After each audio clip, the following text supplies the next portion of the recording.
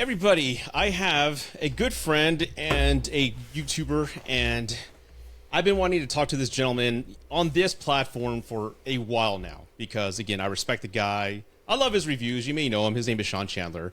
Currently, he's approaching 280,000 subscribers on YouTube. He's got a hell of a story, and he's a fellow Texan. So that makes it extra special. So, Sean, again, thank you for being on the podcast. Thanks for having me. Of course, I love to talk movies too much, but I also like to talk life and many other things. So getting an opportunity to talk about other stuff, I always jump at those. Yeah, and for those who don't know, like Sean, he's kind of renowned on YouTube. He, I guess it started with the rankings. I mean, that's kind of like people know you, so MCU rankings and movie critic. And we're going to get to that. That'll be like the last half of the conversation. We'll talk movies and MCU and things like that, but Sean's got a hell of a story, and I wanted to talk to him about that. I've seen some videos you've posted, and you've been very transparent and very vocal about your past and all that. And I just kind of want to dig deeper into that. And, you know, our stories aren't comparable, but again, being transparent with mistakes and, you know, low points in your life, I think, is vital. And I think it's important for a lot of people to kind of see how human we are.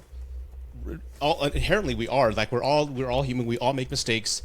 And it's important to own those mistakes and, you know, and conquer them. So that's what I want to talk to you about. So we're going to go to, before YouTube, we're going to go to the very beginning of Sean Chandler's life. So I've been wanting to ask you this. Where are you from? So I was born in San Jose, California. Okay. And both of my parents are from Denver. Grew up in Denver, both sides of my family. Lots of family, cousins, aunts, uncles in Denver area. And then right before my sister's born, they moved to San Jose, have my sister, and then they went to Hong Kong for a year or so and went to Singapore for a year or so. And then when they were pregnant with me, they moved back to the United States. Right before I turned 7, we moved to Austin.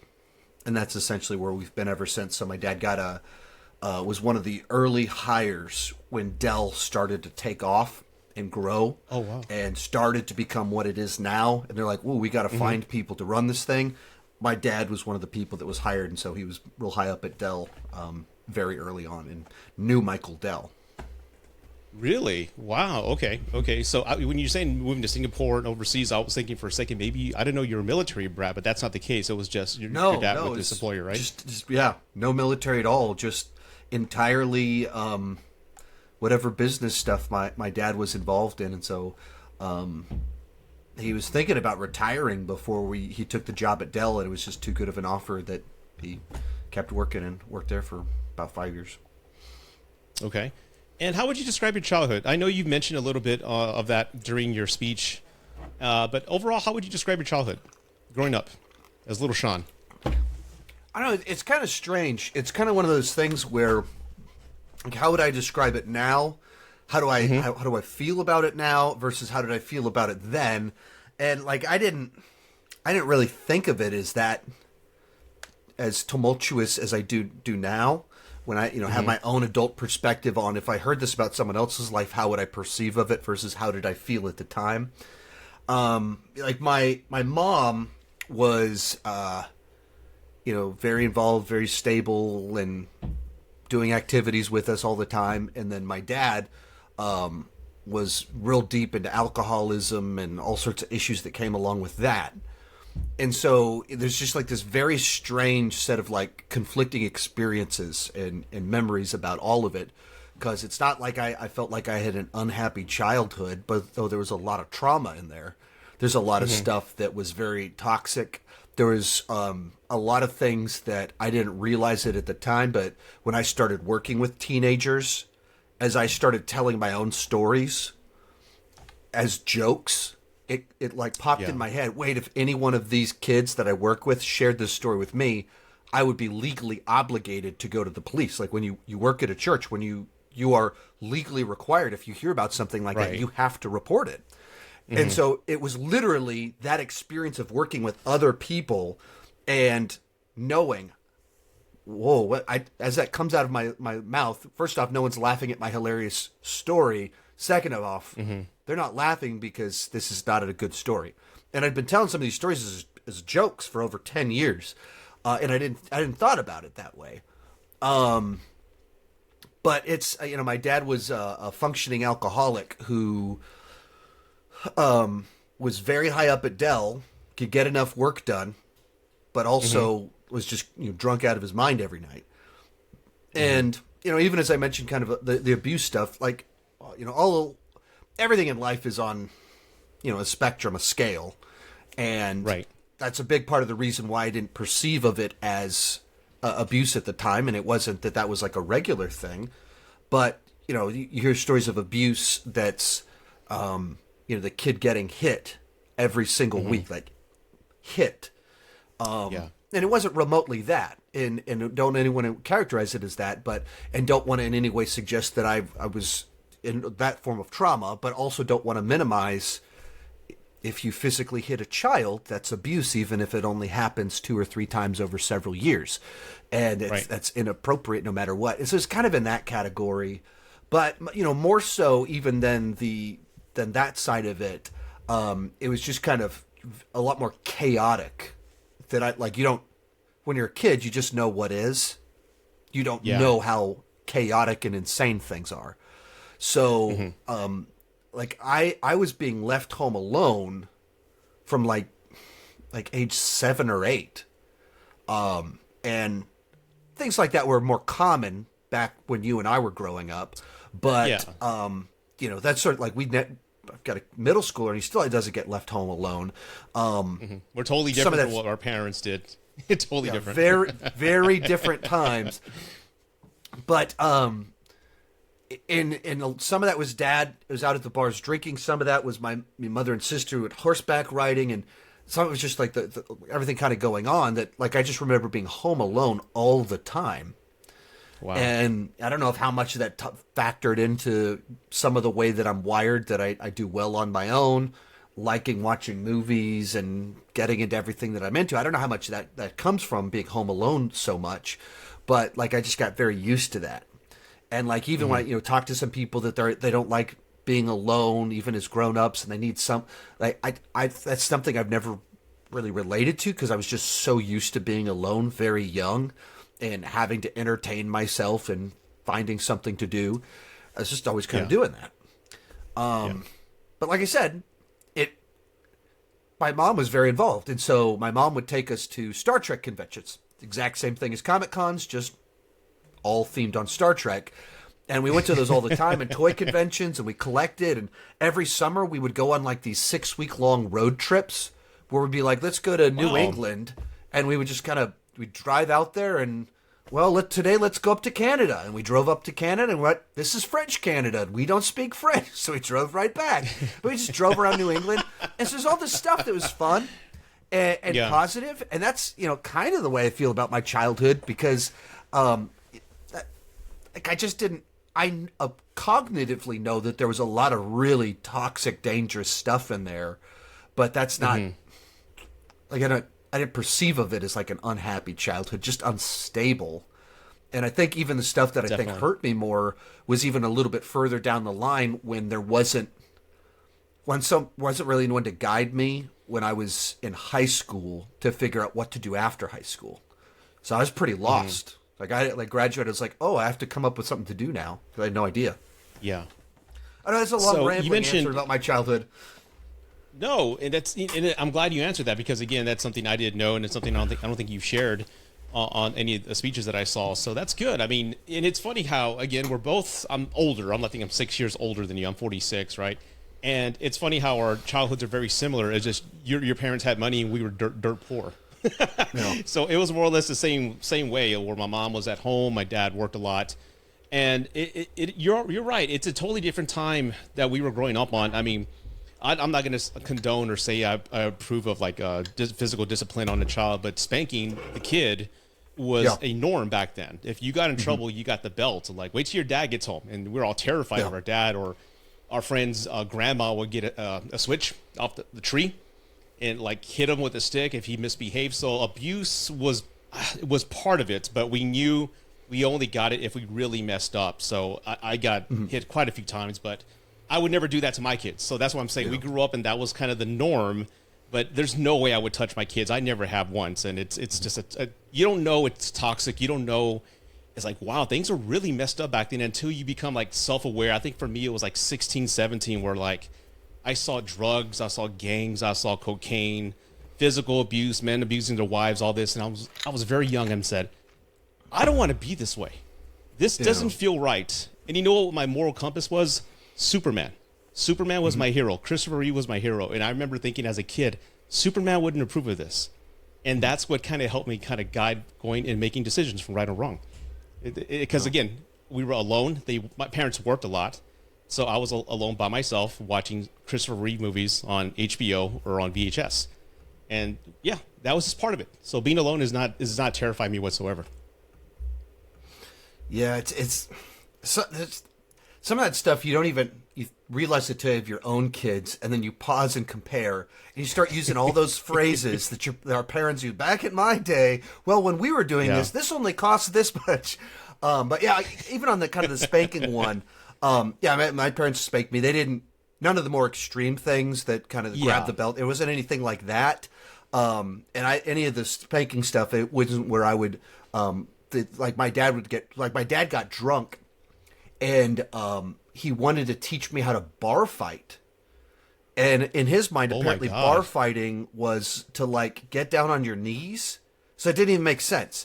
And then he was like, and then you slap him on the side of the head. And I'm like in the 5th grade, and he's like slapping me on the side of the head to like train me to fight. And it was just stuff that was like just weird and random. And it's like, that's why it was a funny story, because it was like, it made no sense. Even in the 5th grade, it was like, what? You're no good at a bar fight. I don't know much about bar fights, but you don't get down on your knees and start slapping each other. But then later on, it was like, my dad was slapping me. Like, he was full-blown slapping me because he was drunk out of his mind. And then the other one, and they were funny, because they're so weird, but like, he decided that the normal spanking wasn't working. And so he got a 2x4 and he hit us with a 2x4 as a test spanking. And once again, it's so extreme and weird that it plays like a punchline to a joke. And then at some point in time, I heard your joke. You said there was a decorative fork, right? What was a joke that you didn't have the decorative fork on the wall, so you used a 2x4? Is that what you said? In one of your speeches? I said that. Maybe I'm wrong. I don't. Okay, maybe never mind. I don't think that one's quite right. Okay. I don't think something like that. But it was okay. Like maybe it's the wooden spoon. Maybe is what you're talking about. That's what it was. They used the wooden spoon, and it wasn't effective enough. It wasn't wooden spoon, not fork. Wasn't effective enough. So then he got like the 2x4 and like gave us a test spanking. So he's like hits my sister with the 2x4 on the bottom, and then I get a turn, and it was like the sort of thing that is just so wild, so weird. But then you go, like just trying to when you have it, especially now, like in that state of mind, having kids that are in the age where these activities were happening, the concept of like grabbing a 2x4 and hitting one of my kids with it, and go, oh wow, oh no, I didn't realize how bad this was. And continue to realize how much worse. And there was another time where like he wanted me to pick something up and I couldn't pick it up. And so he was like mad at me and just started shaking me and hit my head on the wall. And that was probably the first time like I was old enough that I was aware like this is not okay. And it's not even funny. It's not even weird. It's like I'm not big enough to pick up this item. I can't change that. It's not a lack of effort. And he hit my head on the wall. It's like, something's not. That's the first awareness of some of that. Did this abuse carry over to your mother, or was it just to you and your siblings? No, and it's mostly just even these stories. They're real specific incidents. Like, and that's 3 incidents over.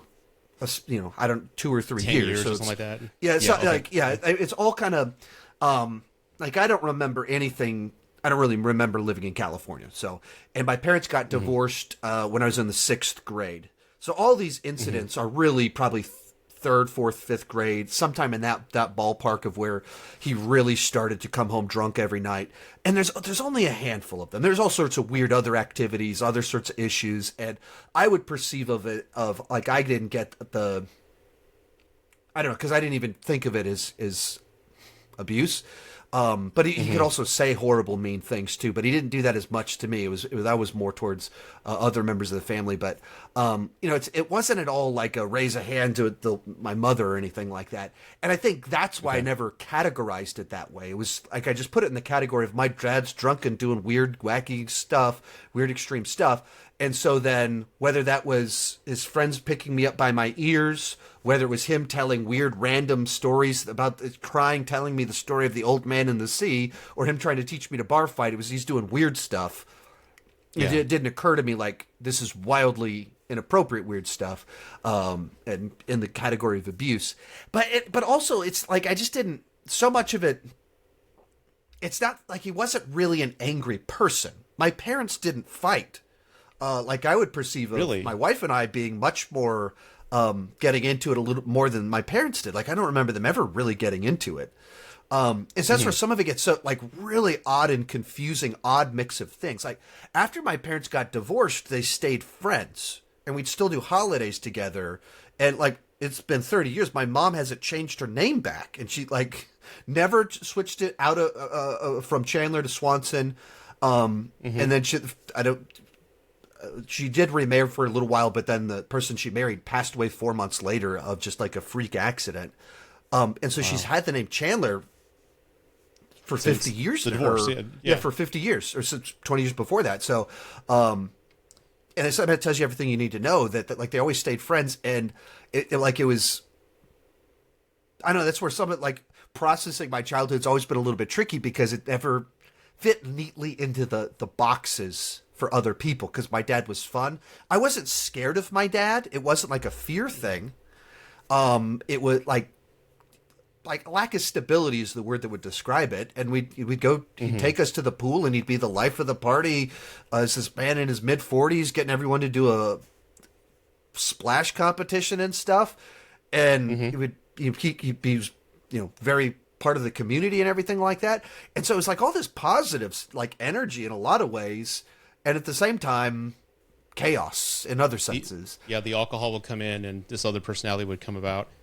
Is this like an inherent thing? Did he get this from his father? Is this something like a generational thing that you've seen or learned about? Yeah, I mean, there's more alcoholism in the family.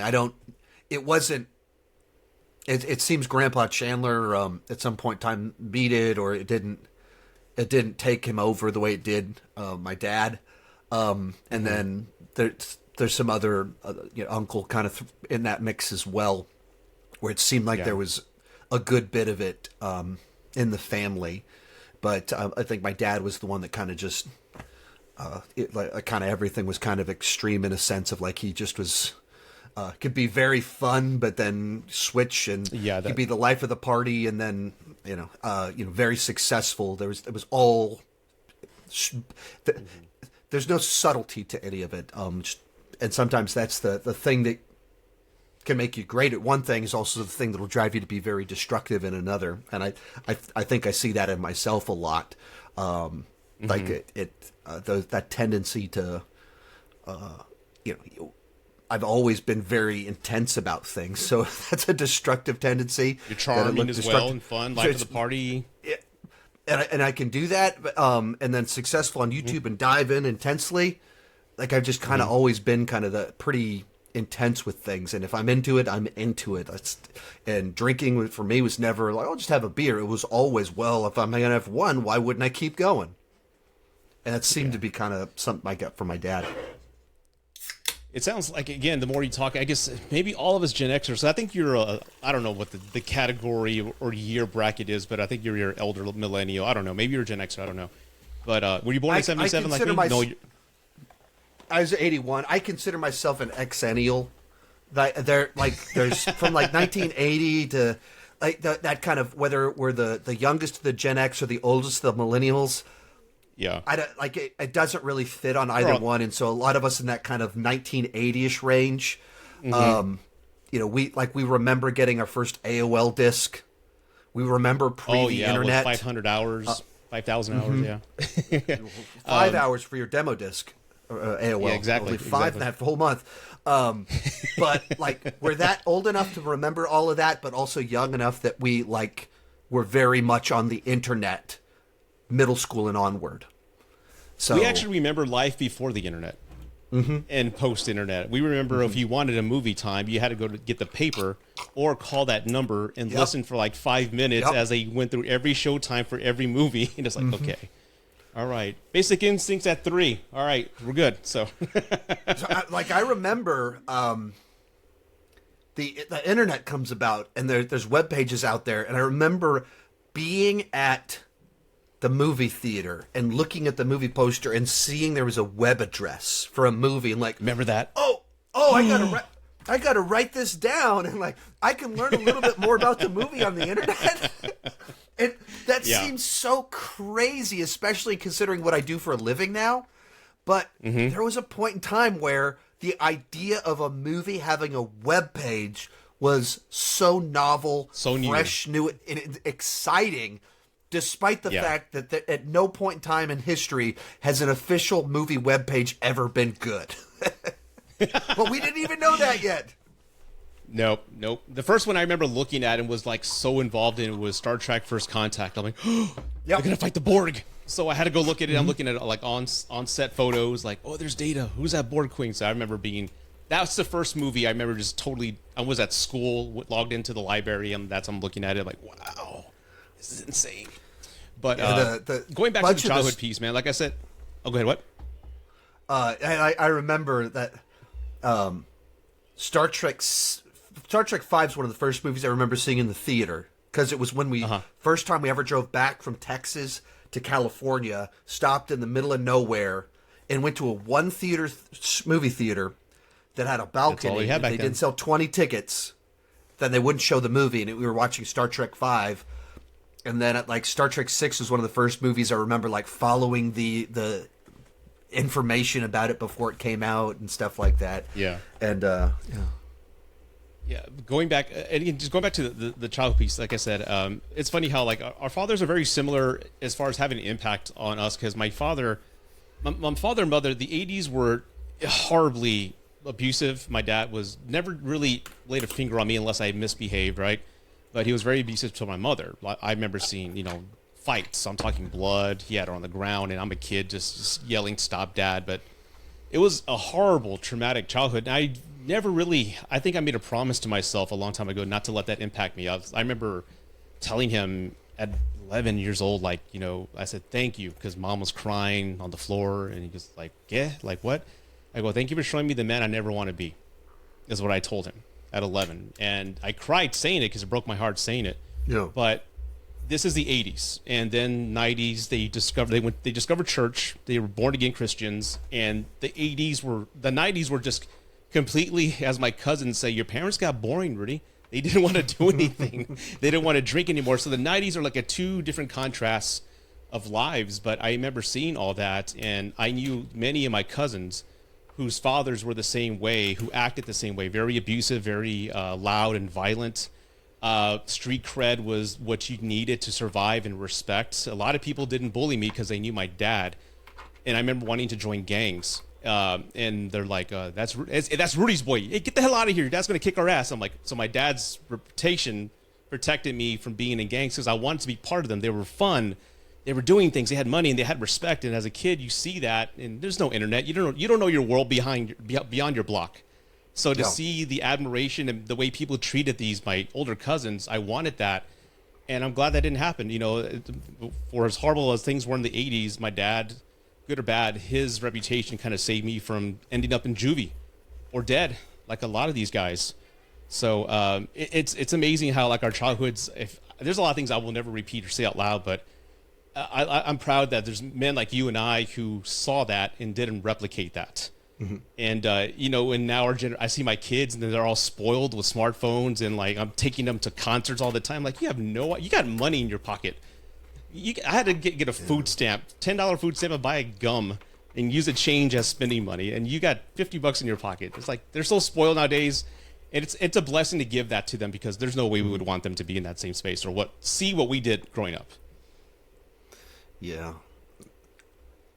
Sometimes I struggle with some of that with my kids. Life is hard, growing up is hard, school it's all tough. Yeah. In the best situations, life is difficult. And so they always have these situations where they say these exaggerated statements of like, why don't you like me? Why don't you ever let me do anything fun? Why do you do all those things that kids say in their immaturity. And sometimes I've really struggled with that of like, kids, like, no, no. And I've mentioned to some extent some of what my childhood was to them, and I have my own manipulative tendencies where I'll like always tempted to use my own life experience as a weapon. Like, this happened to me, so you should be grateful. But there's a side to it of like also perspective, like kids taking away the iPad in the scheme of traumas you can face. Yeah. This is nothing. My parents didn't even give me an iPad when I was your age because they weren't going to be invented for another 20 years. Like, they didn't exist. And like, this is your great trauma that you didn't get lost the iPad for the week, or you can't listen to the iPad going to bed. And in particular, when the kids can be, get disrespectful to their mother. What is it? She doesn't live it. Kids, no. Yeah. You can't say that. You don't mean it. Step back. You don't mean it. But also it's hurtful to us, and we've tried really hard to give you a life that's more stable and lacking the, in particular in my case, issues that kind of I went through. Yeah, basic things for me, like they have AC. Like, I had no AC growing up. There's no central air. Like I said, we're poor, so the only wall unit was in my parents' room. So in the summers, I'm like, can I sleep on the floor, please? It's nice and cool in here. I don't want to be sweating down here in San Antonio in South Texas. Put the fan in the window. I'm like, oh, sleeping next to the fan in the window just to cool down. So basic things like that, or just like dangerous things they asked us to do. I remember every now and then we had a stove where the pilot would go out. So my dad would give me like a piece of paper on fire. He goes, go under there and light the pilot. I'm like, with a paper, lighting the pilot, just lights up. I'm like, okay, we're good. Yeah, we're good. Get out. I'm like, I would never give my kids a newspaper rolled up that's a torch to go light the pilot, man. So it was a different time. Yep. Oh, man. But, sometimes I think, I hear celebrities say all the time, like, everybody who's made it or on the verge of making it, they all say they had a horrible, rough childhood, and a lot of their children, they're like Dave Chappelle's mentioned it a lot of times, where they kind of baby them so much they're concerned, or am I doing a disservice to them? Maybe I should be a little bit more tougher on them just to prepare them for the world. Sometimes I struggle with that as well, and sometimes I tend to pull back, but not by too much. But then you can't help it because they're your babies. Yeah. Some of that's what's really tough of you, like. We have a species that mankind's been around for a while, and life is still really difficult, but it's so much easier now. If you're in any sort of civilization now, it's so much easier now than it was for all of human history. And there's a certain wiring that of too much comfort doesn't always do us the best, but we live in a world that has so many comforts to it. And if you have no experience, conflict, butting heads, difficulty, then small things are the biggest difficulties you've ever faced. And that's the hardest thing to it. There is a certain toughness that's good to have in life. As a parent, my job is to try and remove that from my children. And so how are the ways that you give your children obstacles to face, to overcome, to grow, it's tough. And have toughness that prepares you for an independent adult life in a world that without replicating all the bad, without replicating the trauma that was the version of it that, like me and you had. I have no idea what the answer to that is. I don't either. And it's my oldest is 19. I think yours are still maybe very young, but my daughter's already in college and my son's a senior in high school. And then I got a 1-year-old. So it's weird. Kids, It's not. It's actually, you know what? I'm enjoying being a dad at 46, man. You know why? When we're younger, I remember I was so worried. Am I doing this right? Am I being a good dad? I remember worrying about bills. I remember having to work overtime and just constantly being stressed and wishing I had more time with them. That's what I recall. I mean, I savored every minute I had with them. I spent a lot of time with them. I was a very involved father compared to my dad. My dad was working all the time, so I made sure I spent a lot of time. I never missed a Halloween. I never did anything like that. And then before you know it, it's gone. Now she's in UTSA, and my son's got a band, and he's practicing, Seek and Destroy. And then I have my son. He's 1 year old, 1 month and 2 months, 1 year and 2 months. And I swear to you, it's like there's no stress anymore. I have a wonderful fiance, a wonderful partner, and it's like I feel mature enough, and I feel secure in my livelihood and everything around me. So I am savoring it, dude. And I know it's going to go away in a blink of an eye. So I'm holding him as much as I can. I'm changing every diaper I can, watching Paddington Bear with him. I'm loving it because I know in a blink of an eye, he'll be in a band, maybe hip hop. I don't know what the hell, but he's going to grow up and it's going to be gone, man. And that's what I love about you, man. Every time I see you on social media, you're always with your kids. Your wife sent me a video. You're watching Flash Gordon and you're with your kids. And I'm like, okay. I remember watching Flash Gordon with my kids. Hey, this is the first movie I ever went to, and I was watching it with them. I hadn't seen it in about 10 years. Mm-hmm. Like, this is way sexual than I remember. I don't remember it being this bad. Yeah, it was so the new Ted series came out a couple weeks back. Is it any good? Yeah. Well, I mean, it's still Seth MacFarlane is writing it and voicing it, so he's still heavily involved. So if you like Ted, it doesn't have Mark Wahlberg, but they make it very much like an old school sitcom. But Ted, Seth MacFarlane's version of it. So there's a side to it that's very wholesome in a sense, but also super crass, just as you'd expect from Seth MacFarlane humor. So it's just like an interesting mix of that. But so in Ted, the Mark Wahlberg's when him as a kid as well loves Flash Gordon. So I watched the show. They kept talking about Flash Gordon, so I wanted to watch it. And then they, I guess it's not on any streaming services. Like I don't own Flash Gordon, so I bought it.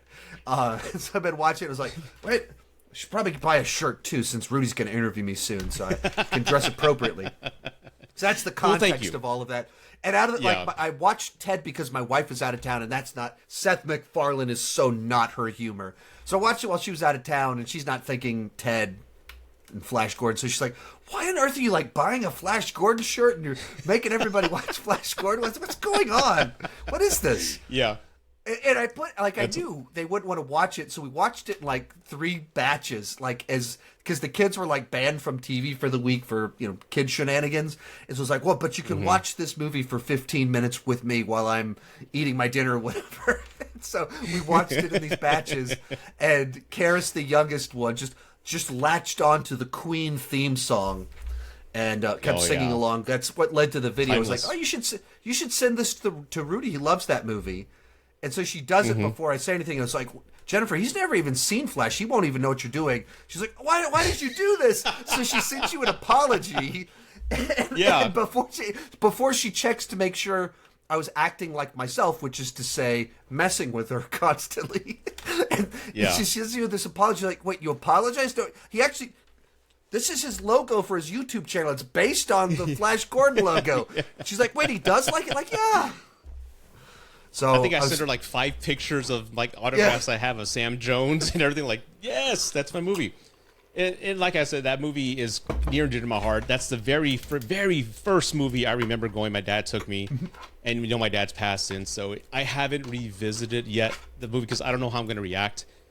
We also loved Indiana Jones, and I filmed a reaction video to Dial Destiny. I still haven't seen the movie, but I remember filming a reaction video a year ago, and I cried in the middle of the video because of the music reminded me of my dad. Like, 3 was our favorite, and we always joked about history, so I saw Sean Connery and my dad, so it's tough, dude. It's tough, and but yeah, that's the movie. I remember the music, just like your daughter, the colors. I remember just the reactions to the audience, and it's always been near and dear to my heart.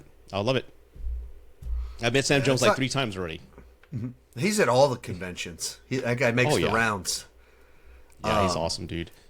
Yeah, I don't have any. I just remember Flash Gordon being on TNT, TBS. Like, I have this one real specific memory of like we went to like essentially a dollar store and bought like some real specific candy that like isn't still around anymore.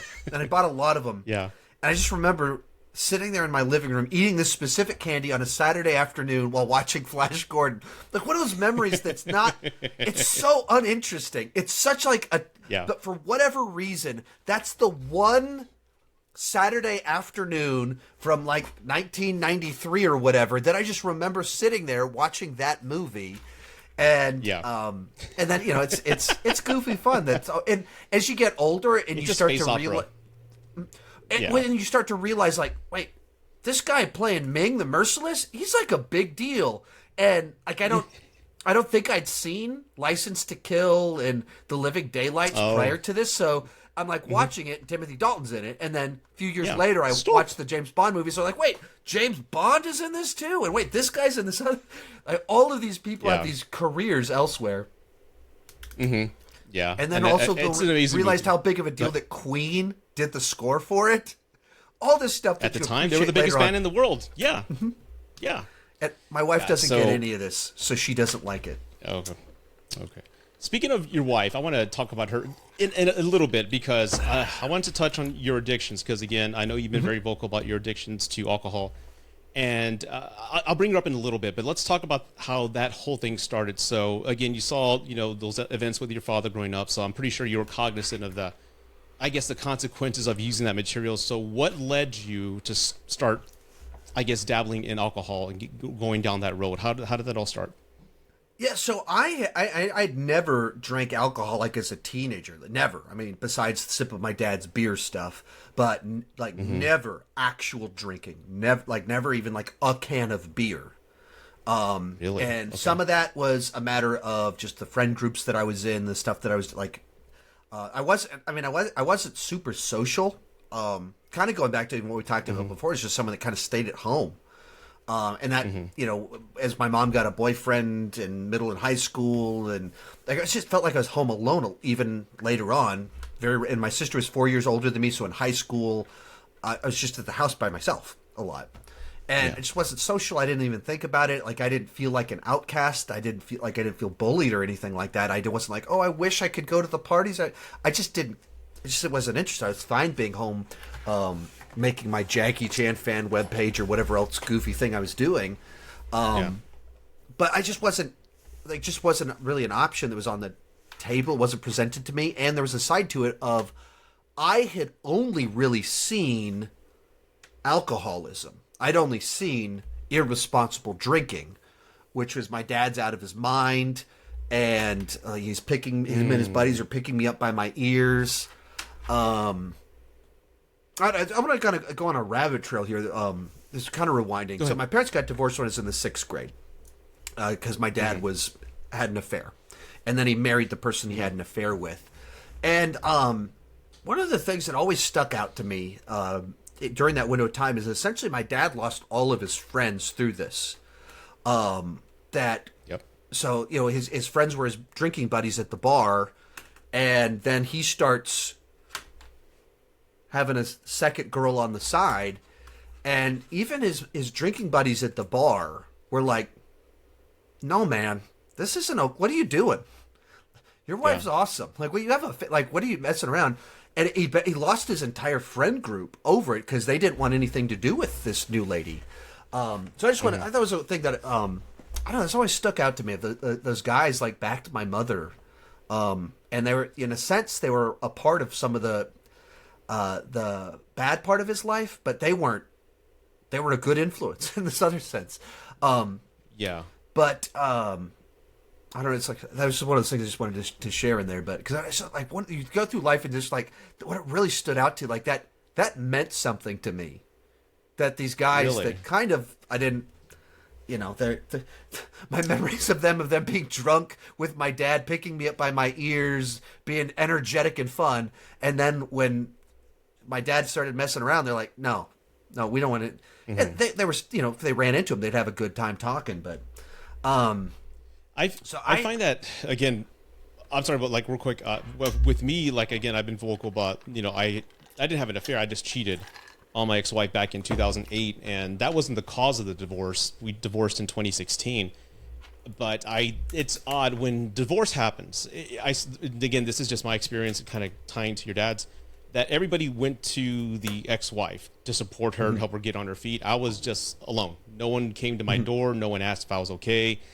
And I think that and the more men I've counseled and spoke to, it's all the same thing, that people tend to go to the woman to help them. And I guess it's an inherent kind of like a mechanism or like a default action for men to be protective to the woman and make sure they're okay. But most times, again, the wives, I don't want you hanging around with them anymore. We're going to help her out, whatever the case is. But it's very common for the man to be left alone when a divorce occurs. And again, just my experience and others I spoke to. So it's odd that that's never changed. But again, I understand them separating themselves from your dad back then, because it was a different time.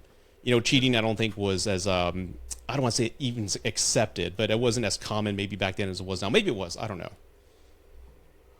Yeah, and it's tough to. In this case, it was one where it's not even that my parents had trouble, it was issues or anything like that. As I said, they remained friends until he died. Yeah. It was just he couldn't control his lusts and his desires. It was one of those sorts of ones of like, dude, you're the one causing trouble. Like, what are you doing, man? You're hurting people, and just continuing down a path.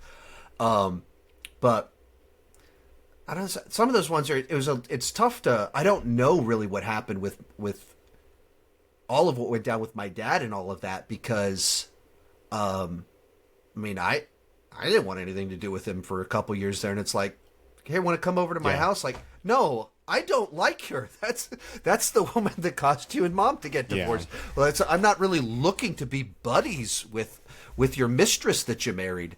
And so like then I was also in middle school, so I didn't have a particularly good perception on the universe. And so that, my only source on some of those things would be my mother, who I'm not inclined to be like, hey, Mom, what? And I didn't even know. What happened? I don't. Yeah, what happened there? Could you tell me? Was he okay when he hurt you? Was he like? Yeah. Which I mean, she might have an answer to it, but that would seem to be a bit of a path I wouldn't want to go down. But like he retired when I was in the 6th grade or 5th grade, and then they divorced in the 6th grade, and he kind of spent most of the last years of his life alone. I mean, he married but that as it turns out, that was not the great foundation for a marriage.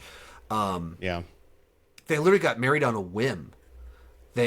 She had a business trip to Vegas, and he went along, and as they were driving to the airport, they stopped by our house so my dad could like walk in and tell my mom like, hey, I think we're going to get married while we're in Vegas. And so then they go to Vegas, and they literally went to the drive-through wedding chapel. It's in the movie The Hangover, where they're like this drive-through wedding chapel. They got married there. So according to lore, a Elvis impersonator was driving the taxi or something wild like that. And they went to see the Royal Lipizzaners, and they left their wedding license behind and lost it immediately. So maybe God. Warning signs that something was afoot. Anyway, drinking. Yeah. Well, I'm glad you mentioned that, because real quick, and then you can answer. But I've spoken to many, therapists, psychologists, dating coaches, a lot of people like on my podcast. So I've had over 60 episodes, and cheating and vices have always come up, and they've always kind of been in the same ballpark as far as impulses that you just have to learn to take control of.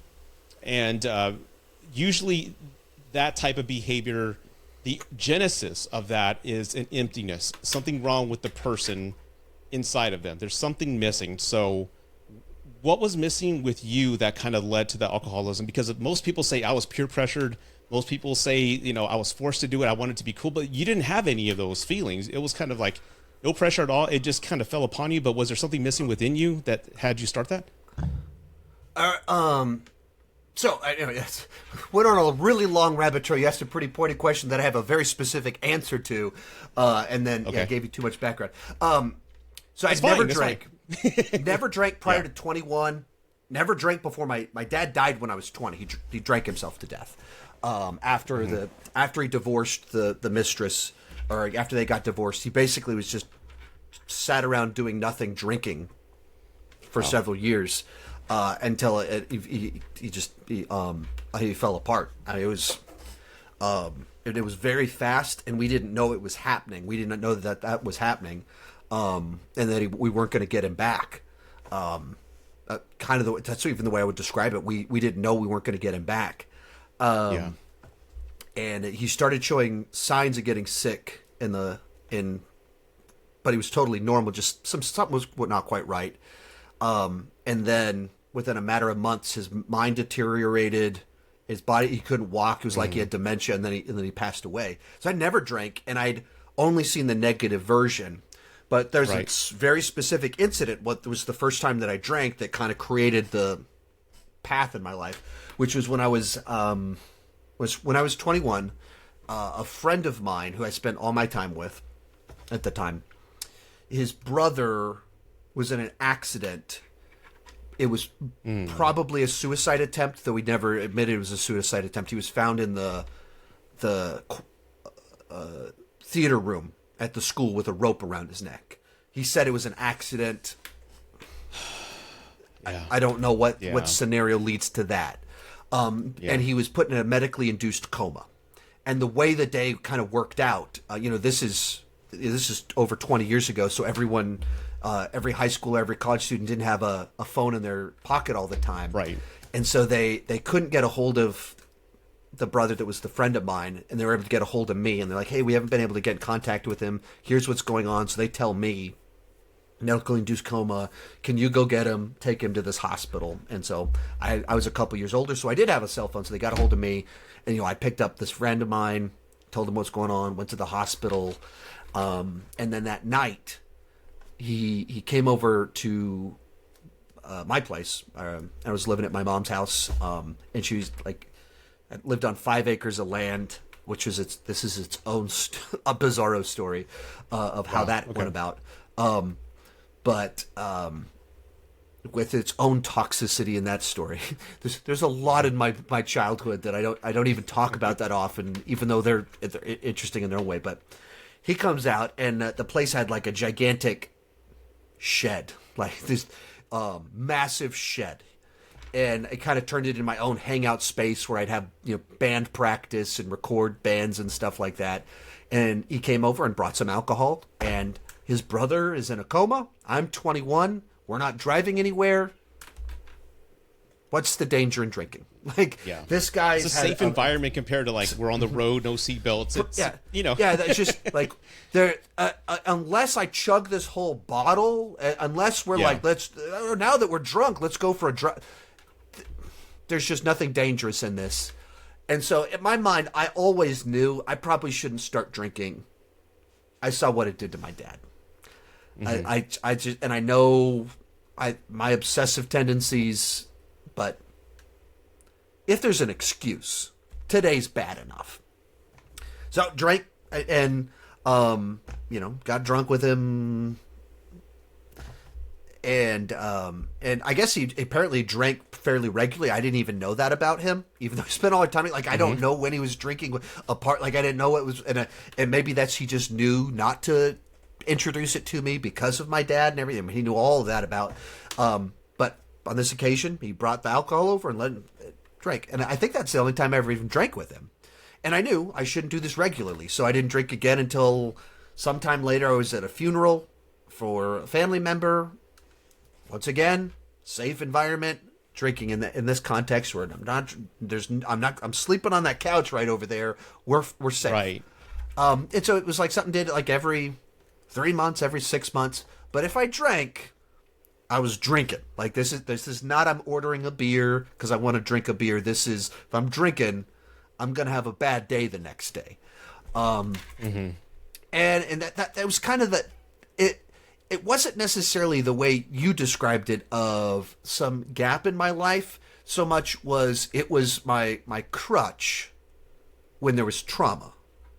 And I knew this is a bad crutch because go down this path enough, you'll lose control and you'll just spiral. So it was always like only so often, only so often, only so often. Right. And then I got married to Jennifer, and 1 week before our 1 year anniversary, we went to go visit. I was in college in South Carolina at the time. We went to Atlanta for the weekend, came back, went to open our door, and the chain lock was latched on it, which was like, wait a minute, how would we lock the chain latch when we were leaving? What's going on? And then we looked through, Odd, yeah. and we can see all the cushions are flipped over on our couches and everything like that. And so it turned out we had a break-in, massive break-in, where they spent hours going through our whole place, cleaned us out of anything of value. Yeah. And even I had a band I was recording, and I'd spent months recording it, mixing everything, and they took the hard drives and everything. So we never finished it. It was literally months of work that was never finished and never released, because all I ever had was the rough mixes. And it was so heartbreaking, I didn't even want to finish it. So this happens. And this leads to like a week straight of like, woe is me drinking. Like, if ever there's an excuse, we just got broken in. This is terrible. And so drank a lot that week. But then I know this is a bad idea, so drinking, so back off. So much less often. And then I got it was at Bible college at the time. So graduate from Bible college, get a job at a church, and if anyone saw how much I drank, fly on the wall, they wouldn't look at me and be like, that guy's got a problem. If you knew my family history, you could go, this guy's probably dabbling in something dangerous. In particular, when you work in church world, you know everybody, and you love everybody, and you care about everybody, and you know everyone's burdens, or everyone's trauma, what everyone is going through, and you carry that burden. And some people are wired in a way that they can spend 8 hours counseling people, giving their best advice, hearing the worst of what's going on with them, care about them, hug them, deeply care about them. 5 o'clock, they go home, and they don't even think about it. And not that they don't care, but they're just wired in a way that they don't carry that burden. I am so not wired that way. Like, I carry the weight of, like, anytime I've given advice to anyone, I kind of carry that with me for the rest of my life. I'm just kind of wired that way, that I care that much about the results, that I don't like the idea that I could give you advice or something would happen and it wouldn't help you. And then if I care about someone, I carry that burden sometimes in a way that I shouldn't even. Because it's not something happening to me, and you know that about everybody. So you carried their traumas, counseling them, and then that led to more. And I didn't do that much counseling, but it did some. But beyond that, you just know what's going on with everyone. You know every dad that's running off with his family, leaving his wife without being supported. I was involved in several kind of criminal things where some things were revealed to us. We were legally obligated to report it to the police. And so we were involved in some things like that. I obviously can't elaborate beyond that, but you're a part of all of that. And just every kid that's struggling with cutting or whatever is going on in their life, you know about it. And you carry those burdens. And just the church I was at on staff with, and I'm still at the same church, but it was a very rough, really the first 10 years of the church were just pretty rough for a variety of just church politics stuff that I'd never been a part of before. Some of that went down right as I was hired there. That was just like, what is going on here? The stuff that happens at churches all the time, where church drama that is unnecessary, and I was kind of sometimes in the middle of it, of like, why are all these people mad at me? I didn't do anything wrong. I was just trying to do my best here. I didn't have anything to do with that over there. But it was also really good stuff. Like my ministry was growing, and there's just a lot of stress on me, and my coping mechanism for trauma, stress, carrying all these burdens was drinking. So it turned into once a month, turned into once a week. And after church on Sundays, I just need to unwind. And then there was more and more things happening. So it was a couple times per week, and started to like just looking for excuses to drink more and more and more. And then, like I remember a very specific day, 2011, I think. I went into my kitchen and I wanted more to drink, but I knew if if Jennifer saw me get another drink, she would give me like, Sean, what are you doing? So I opened the refrigerator just the right angle so she couldn't see what I was doing in the kitchen to get one more drink. And I had the thought, wait a minute, this is what alcoholics do. It was the first time I really connected the dots of, oh, you're on that path. Like that there's, what path you're on. And I didn't turn around. I didn't stop. I kept going. And so essentially I was kind of like right on the edge of control. And then things got worse. Then things got really bad. Where in December 2012 there was a suicide of a 16-year-old girl shot herself in the area where I live. Oh my God! And it was like a family that was very prominent in the community.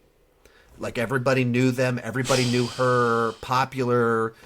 And never would have suspected, right? Exactly. Just this, not in any way, any stereotypes of anything like that. Just like what just happened, and so they asked all like the local youth pastors to come in to counsel, and so I'm like sitting there, the most intense counseling I did was that day after that happened at the high school, just counseling kids as they're coming in because it was just everyone was just so rocked by this.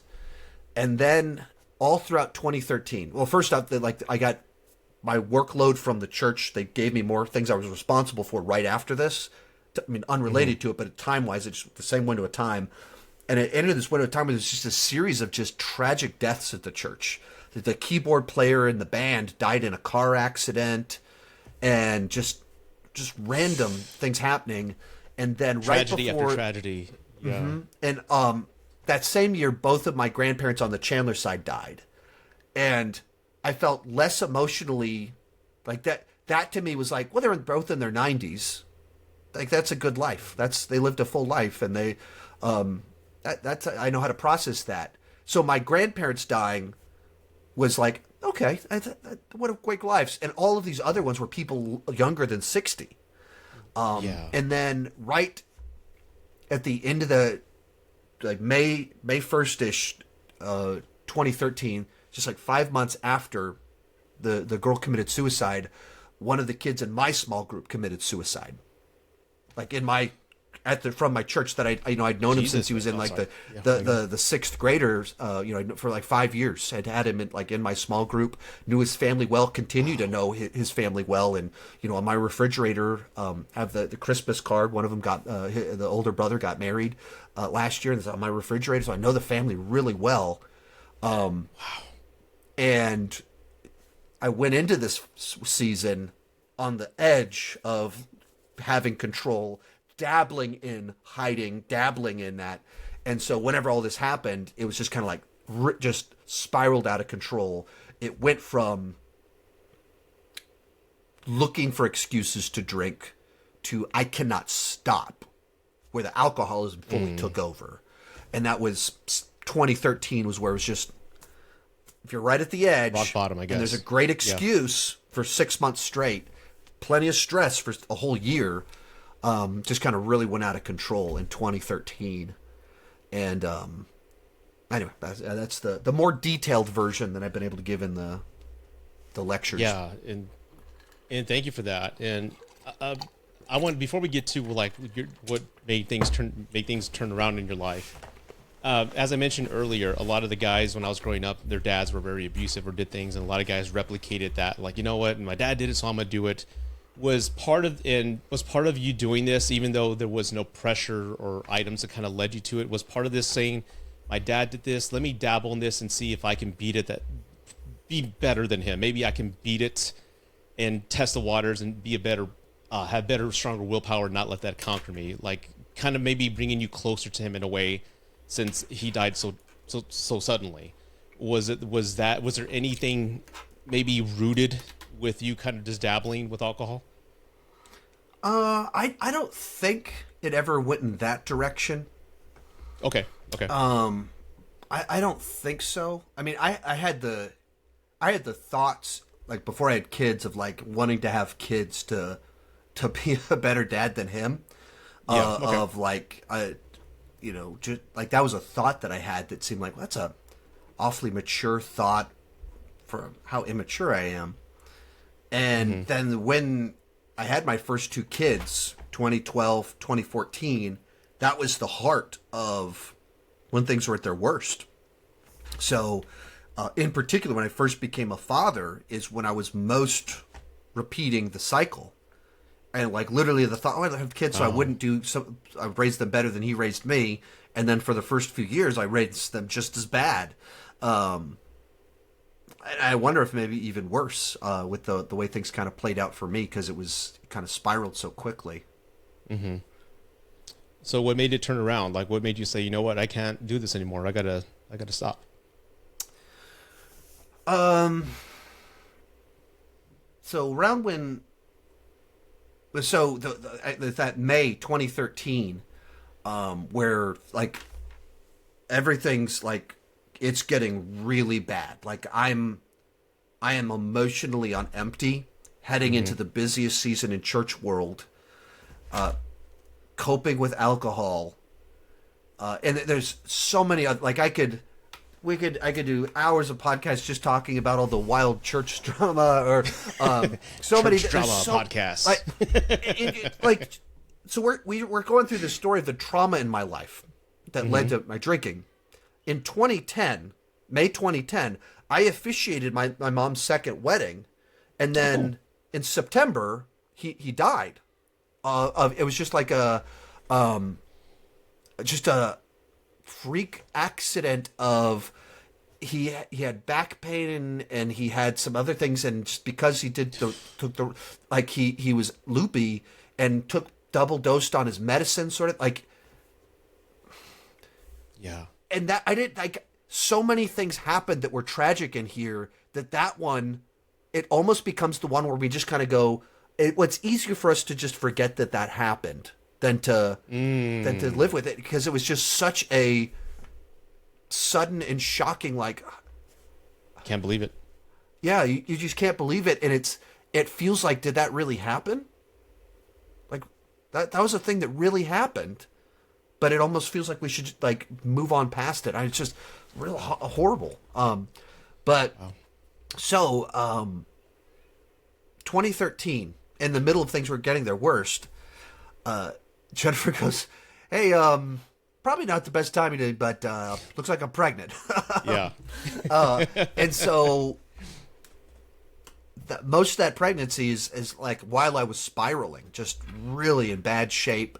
And in retrospect, I've realized that I really should have left the church, the church I was at, and gotten a job somewhere else, because the work environment was not healthy for me.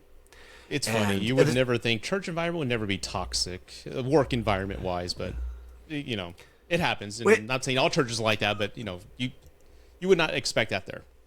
And what makes this one so difficult is that everyone that was over me, whether the lead pastor or the elders, they're all lifelong friends of mine. That's the thing that makes it so tricky. Yeah. The lead pastor, the boss, and all of this, he officiated my wedding. And like I could, in many regards, he's one of the most important father figures in my life. Most of the good things, and Wow. as a dad, as a Christian, come from him. But there was some, the church culture had enough people coming from Dell, actually, since Dell's not far away. Okay. So yeah. Dell keeps popping up in here. It's sponsored by Dell. Just kidding. Yeah. But they're coming from like running a staff from this Dell mindset that Dell doesn't have the best work culture. That has that very corporate work culture and results and things like that. And so they're people that as individuals, they're some of my best friends, but there's some disconnect in the process to where as a staff, leading the staff boss, there's stuff that was off in there. And you don't realize it in the moment until you get detached from it. And even within the last year and a half, I've talked to the lead pastor on a lot of this stuff, and things are most healthy they've ever been for me there. That's good. Ever. And it was, being able to sit down and talk through everything the way that things kind of, whatever that kind of, that mindset is. That's why it's so strange. They're my best friends. Like the people that literally, multiple people that are such pivotal mentors in my life. But at that moment, what was healthy for me? What did I need?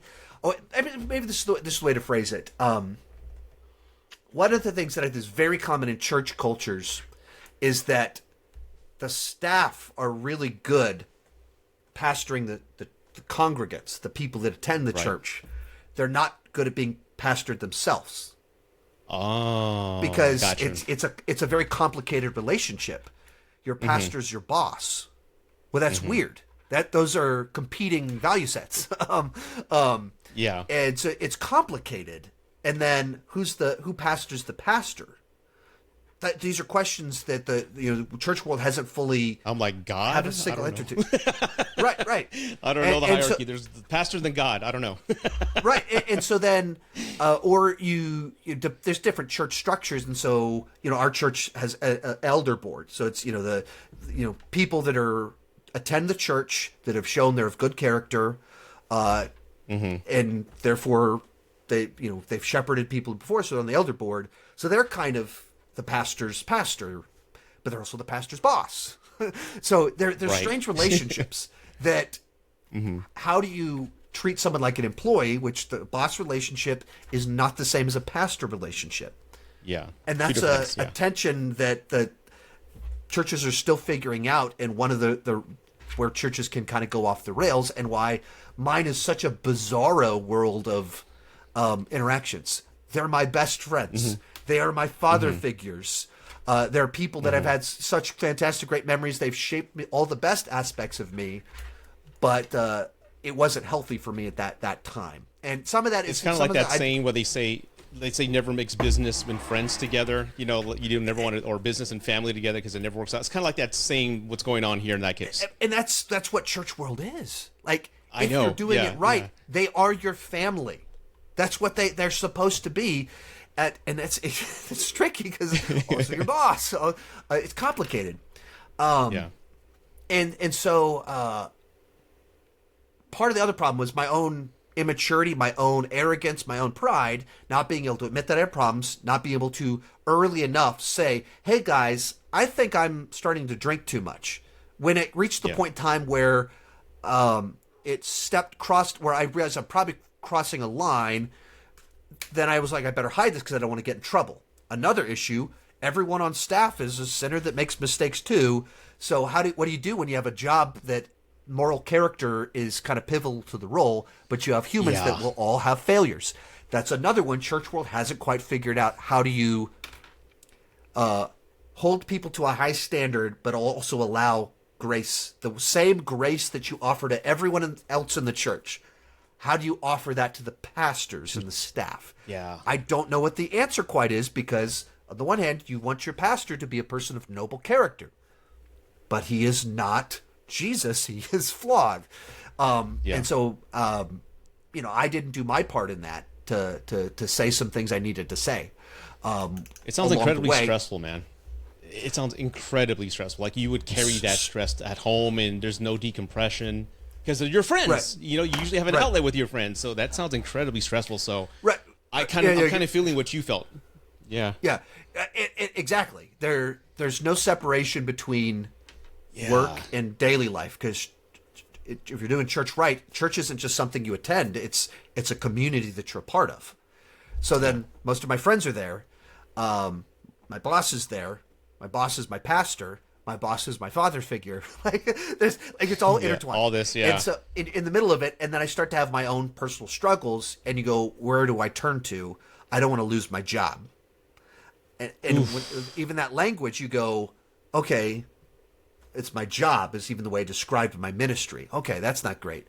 But they're intertwined when that's how I make my money and support my family.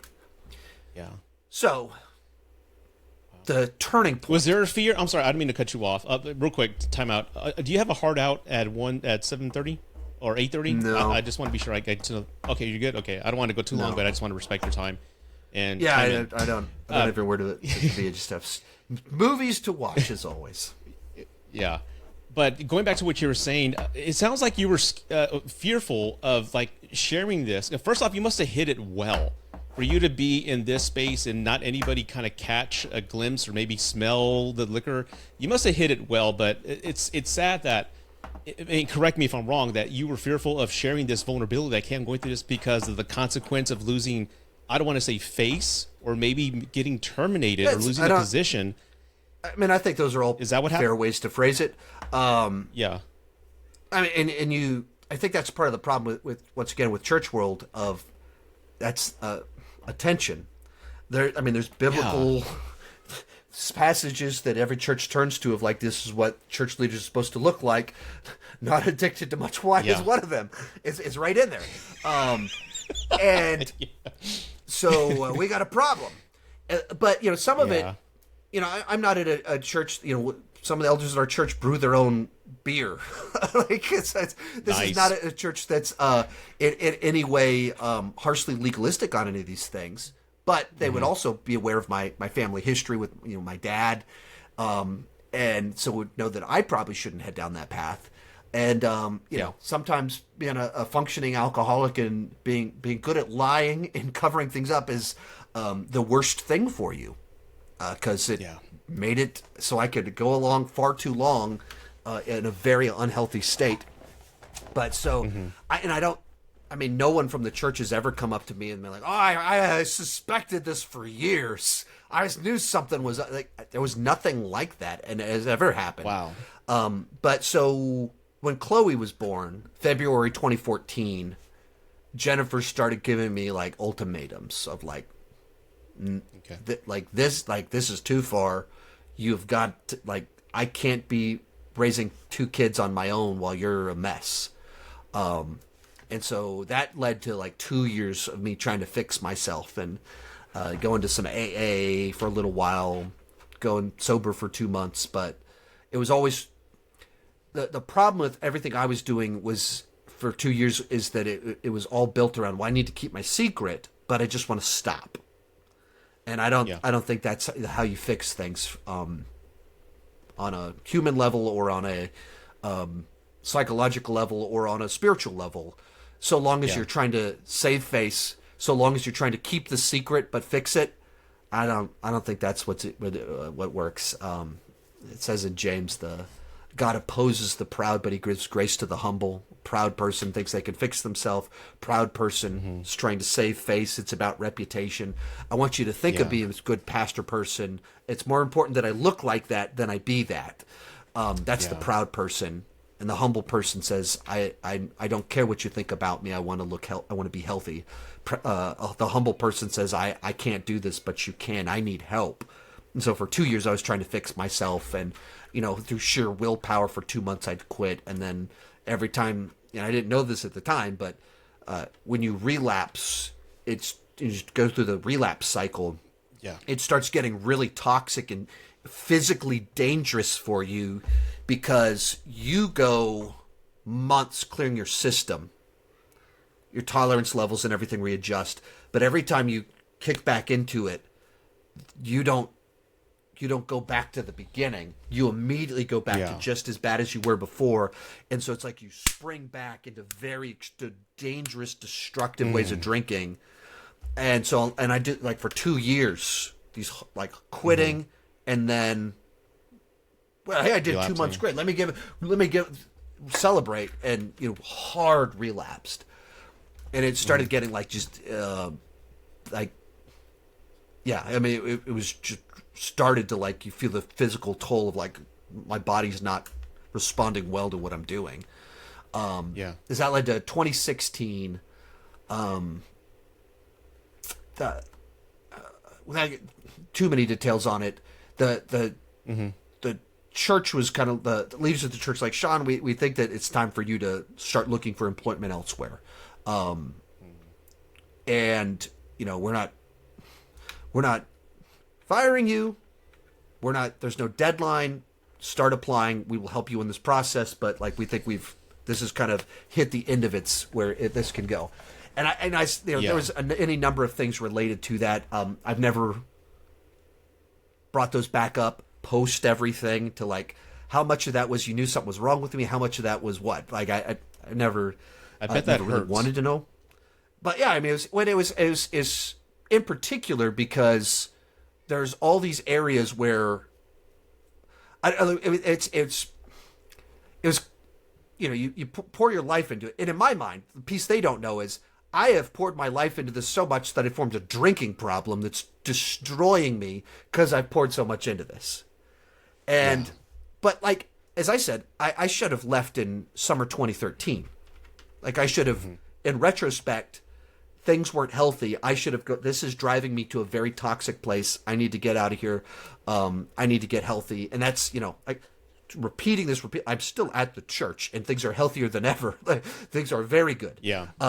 But being there attending and being on staff at a specific moment in a specific context, those are different things. But, like it was, You said 2016. So like this is when they said this to me, it's like 2 years after I should have left anyway.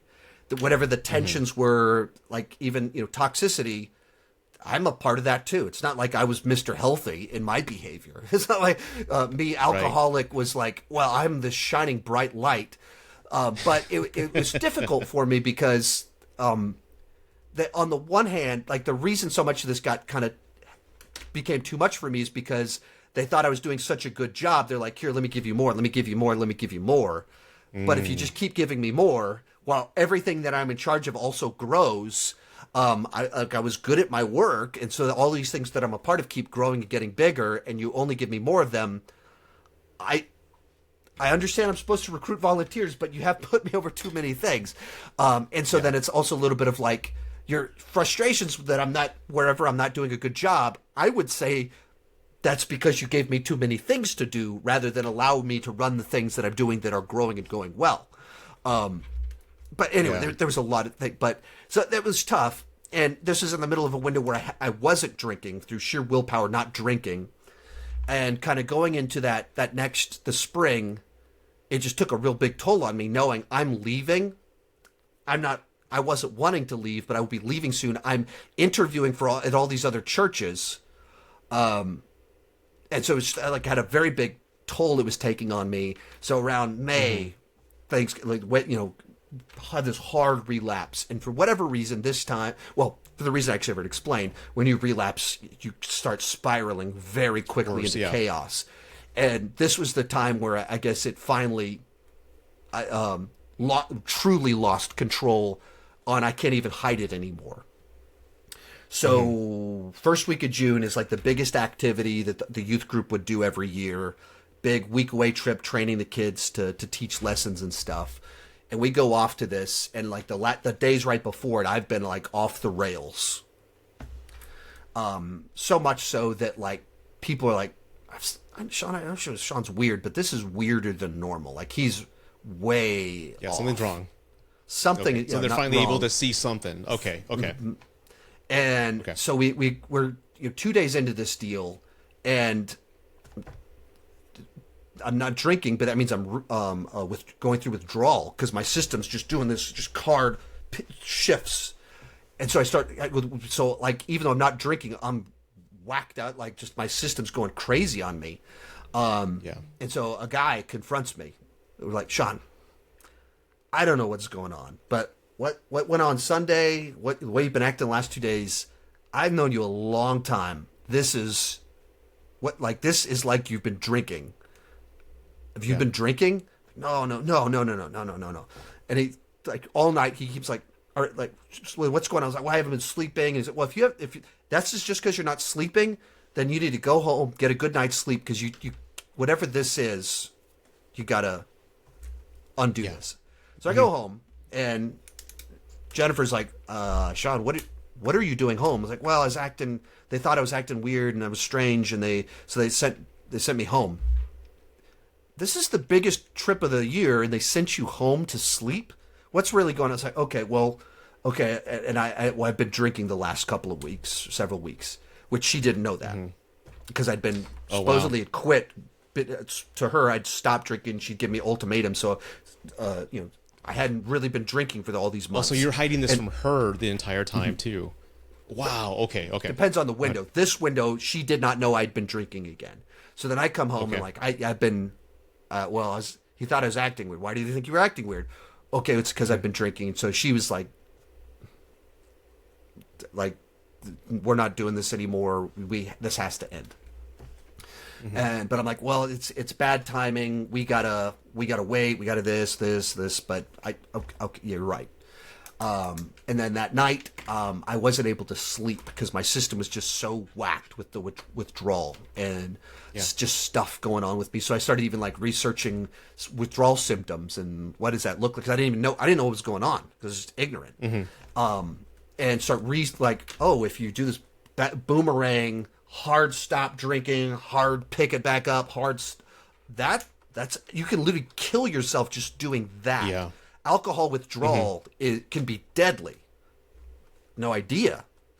My dad died from drinking. I had no clue there was any of this.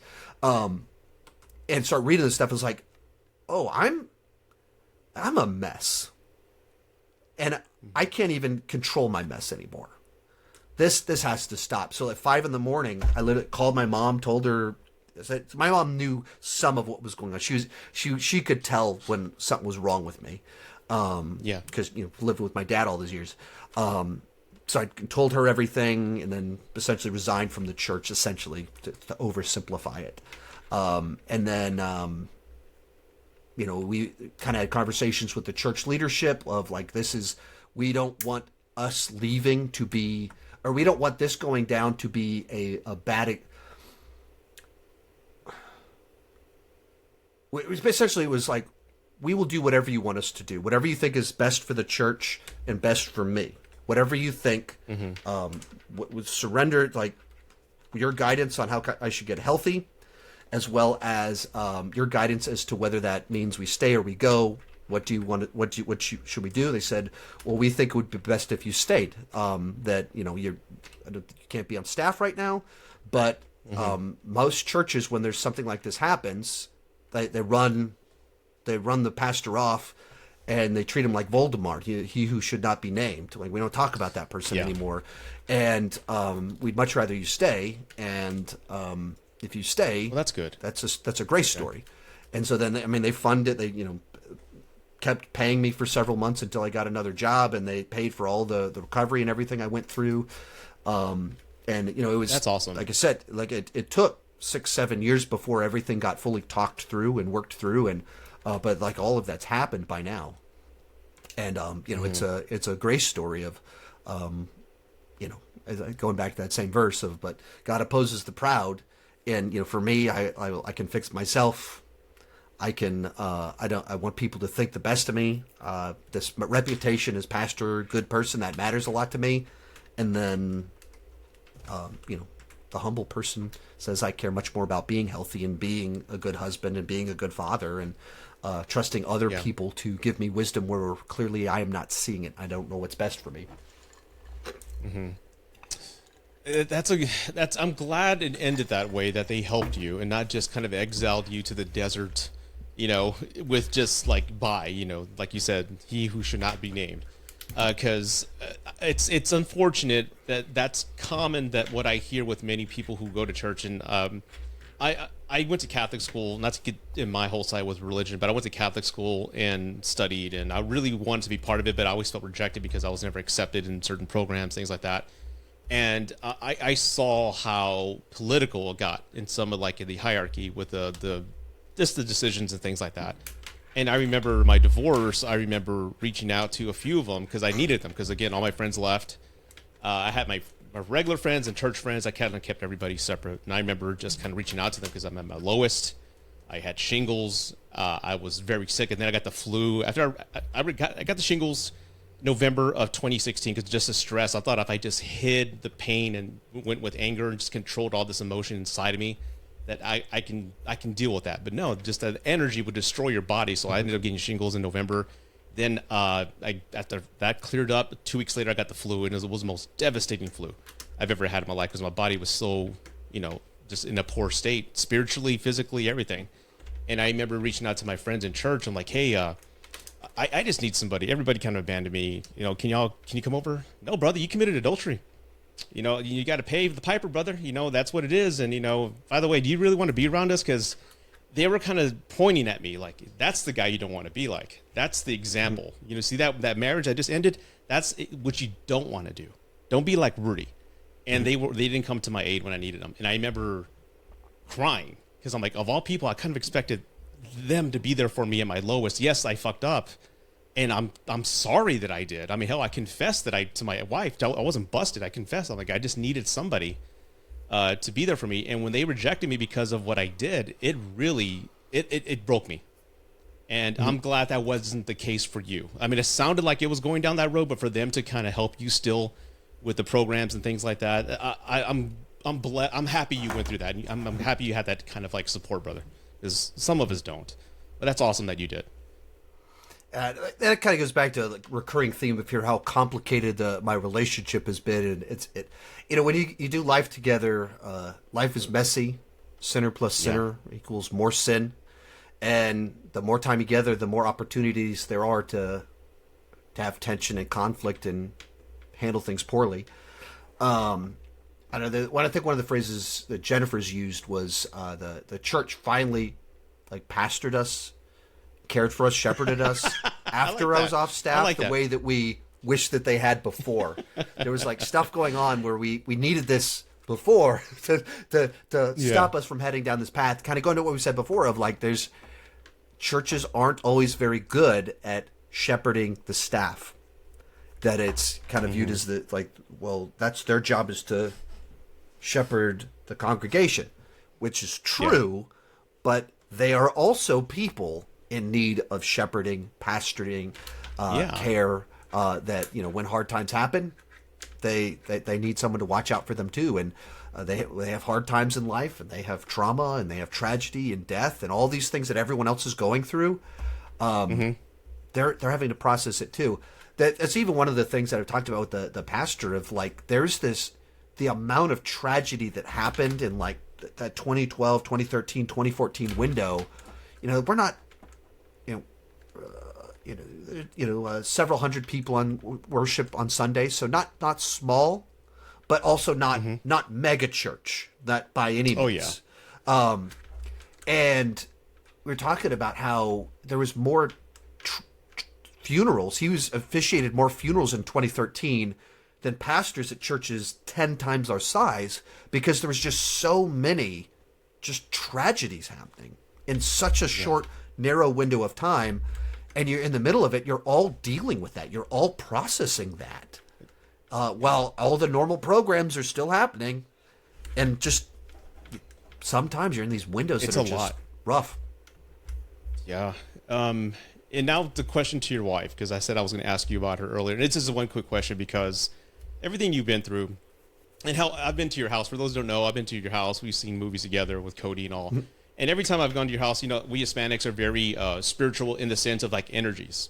Like when anybody gives us like ugly vibes, we feel it and we know like, okay, there's something up with this dude. But every time I've gone to your house, it's like, it's pleasant. It feels like home. I mean, I don't live there, but it feels like home. It's such a wonderful family environment for everybody. And your wife is such an amazing woman. And I hope that one day my fiance and your wife meet one day, maybe it's Snyder Cut 2. I don't know. That'll be the occasion. A Zack Snyder, film series. But where would you be without her, your wife? I don't necessarily. You go through enough life, and you go like, that's weird to think. I can't even imagine what would that be like. What that would look like. But yeah, I mean, there was. Yeah, so much that I kind of put her through of like all that she did know that I was doing, all that she didn't know that I was doing. Put her through a lot, through all of that, and then she's June Carter. You're Johnny Cash, is what it is. A little bit. Without June, there would never be Johnny. And then even you kind of get on the other side of everything. And, I did everything in my power to make sure that if I quit a stable job to do YouTube, that I wouldn't be hanging her out to dry. But at the same time, there was a point in time where I was like, Jennifer, I think I'm going to quit having this stable job with insurance to watch movies for a living. Now, that's in any context, that's a pretty big ask. Yeah, that's I'm going to remove a big piece of stability here. Dramatically more so if 2.5 years prior, I with scorched earth because of my own issues. And she's always supported me along the way in all of this. So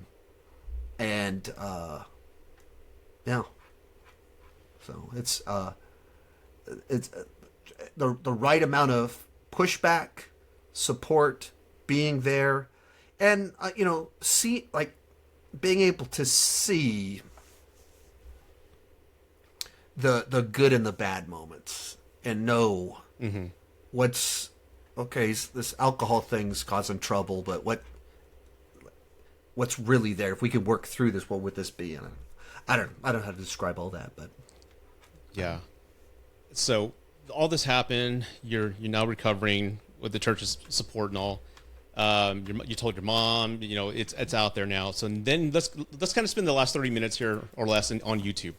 So was YouTube always a thing? Because I know you said in your speeches, and you've been very vocal, that you had a website 20 years ago that really wasn't successful, but you've always loved movies. So I guess where did this love of movies come from? Like what age, what movie, what event sparked that love that, this is something I want to keep talking about my entire life?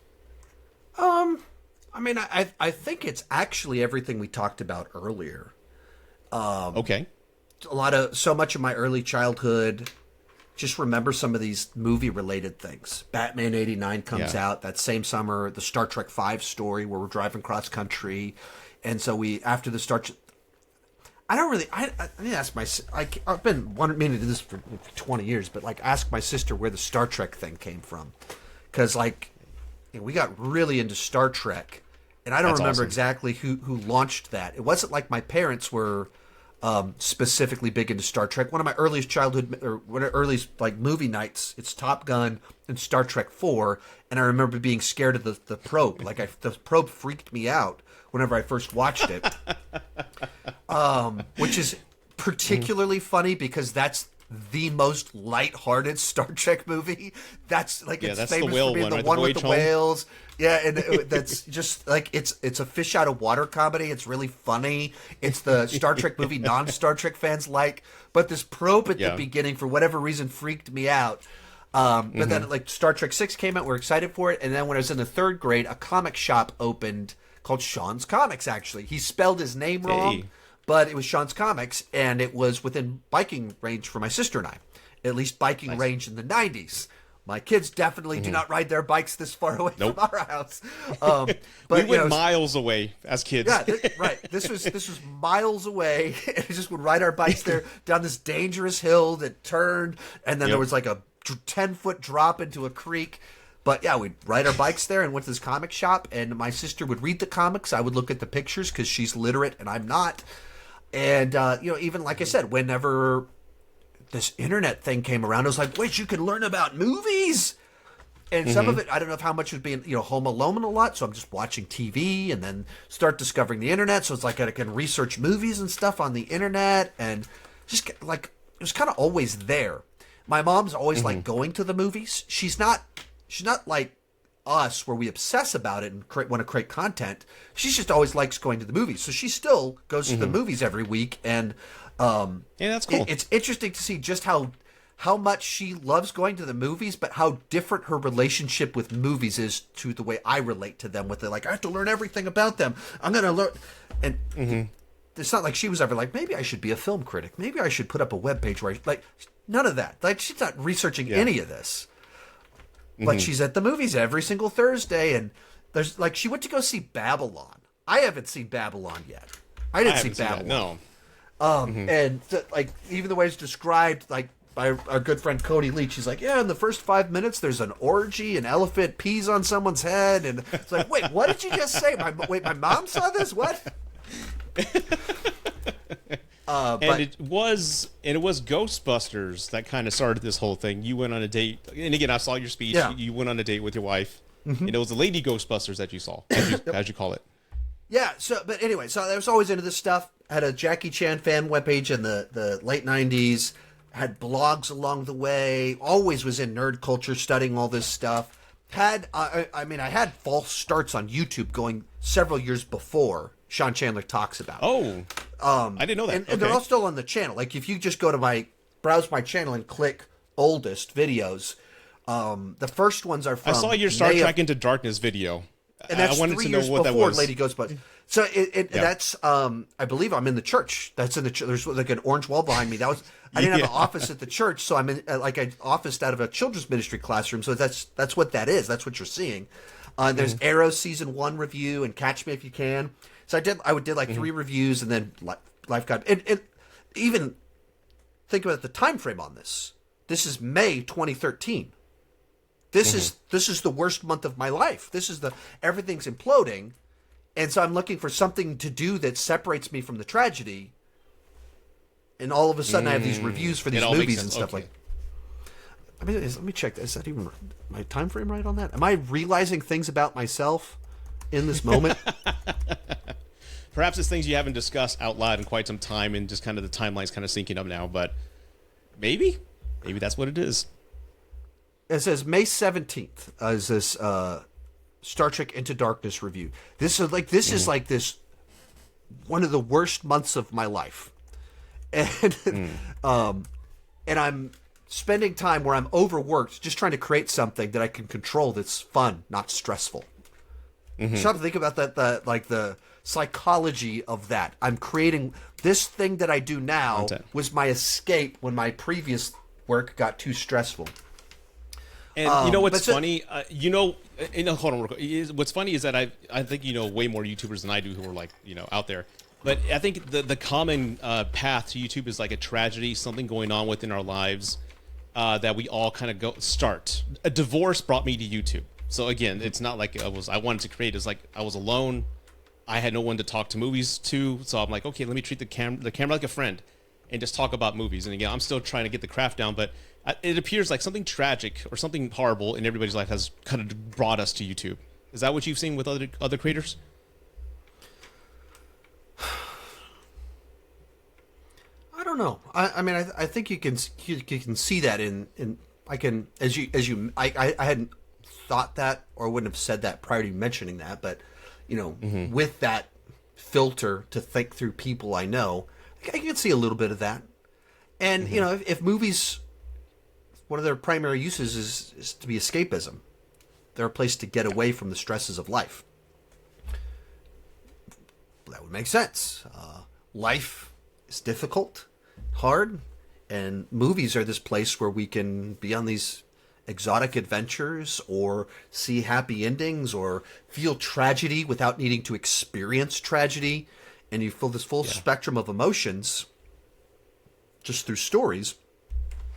So it makes sense that a lot of people you could see some of that there. When did you're doing these videos, right? And when did it start to come you had the idea that this could be a thing? I think I can make a career out of this. Like at one point, did you start seeing that?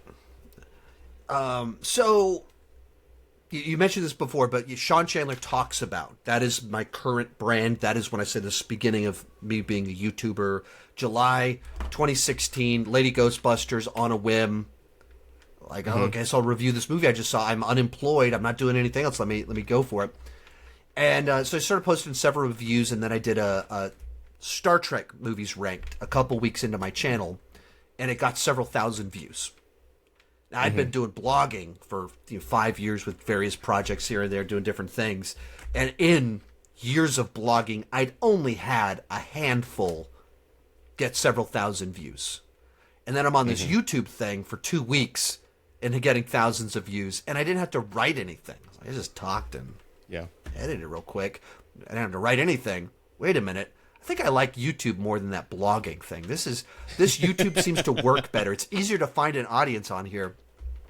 Yeah. And so some of it was a matter of being unemployed for a couple months there, but some of it was also just right moment at the right time, right circumstances or whatever.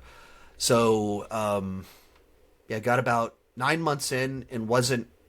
I was thinking about quitting because I needed to get a better job. I was delivering paint that was paying substantially less than what I needed to make. As it turns out, that's not the highest paying job, driving around with paint. And so I was looking to figure out what I was going to work elsewhere, and would I be able to keep doing YouTube? But I was like, this seems like there's something here. But maybe if I just tweak my formula, I can have more success. So that's where I started doing the rankings. So like when I do a movie review, it gets 100 views. When I do a ranking, it gets 500 views. Maybe I should do more of the one that gets 500 views than the one that does 100 views. And so then for the next 6 months was doing 1 or 2 rankings per week. It started as 1 per week and then it became 2 per week, where it was like whatever the new movie is, I'll do a ranking and then I'll do an old one, Back to the Future, Indiana Jones, whatever. So you do that for 6 months, and you end up with an actual archive of these deals. And then I tweaked my formula when Thor Ragnarok came out, did my ranking of the Marvel movies, and I went, my rankings are too long. What if I did one that was only 10 minutes long? Just do it real quick. And, made it snappier, a little bit more humor, short. Post this one, Thor Ragnarok. This is right as MCU's really ramping up, leading up to Infinity War. And put out this ranking, right time, right length, and it gets 300,000 views.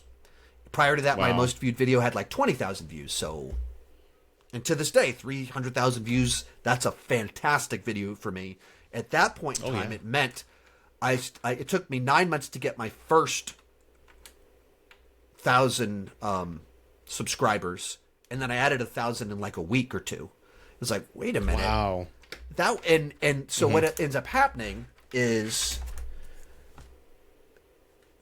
300,000 people see my channel for the first time because I had under 10,000 subscribers. So almost all of these people are new first-time viewers, and it was a video that they seemed to like. And I had 6 months. I had 50 videos that are in that same ballpark. If you liked this, here's me talking about your other favorite franchise. And so that worked nicely for me. And so then that's where not just you had one video I liked, you have a whole set of videos that I liked. So they subscribed. Jump forward, Black Panther came out, and someone said, hey, why don't you do more than just ranking the movies? Like, what if you talked about the heroes and the villains? I was like, all right. So Black Panther comes out. Once again, we're on that wave of momentum leading up to Infinity War. The movie turns out to be a big cultural event. The MCU's at the peak of its excitement momentum. Yeah. And in this week, I post my Marvel movies ranked. And then I post a video for the ranking the villains. And then 2 days later, I post one for the heroes. And, they did good, solid numbers out of the gate. And then just kept getting more and more and more views.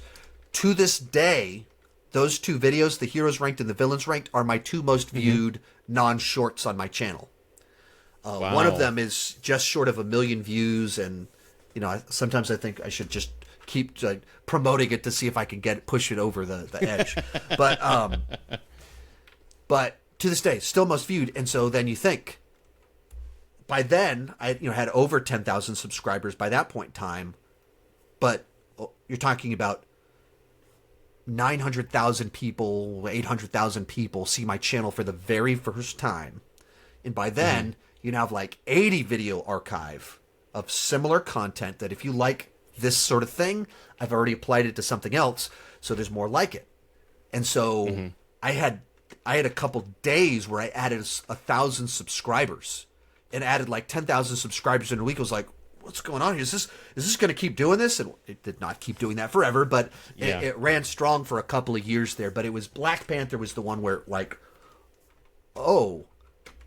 this is going to become my job as long as if I handle this properly, because what happened with Thor Ragnarok wasn't random. It wasn't a mistake. You can look at it and see why it worked. You can analyze it and go, there was something that was working and I did a better version of it, so it took off.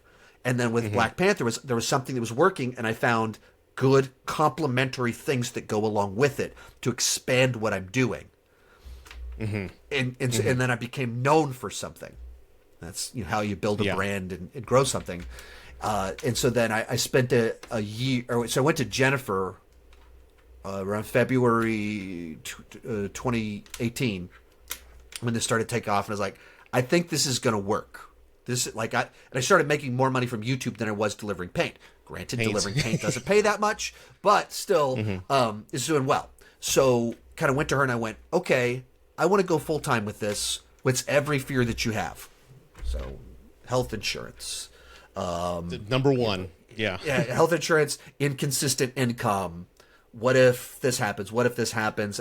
And then in my mind, I'm doing a thing to pursue my dream. So what do I need to do to make sure that this changes her day-to-day life as little as possible?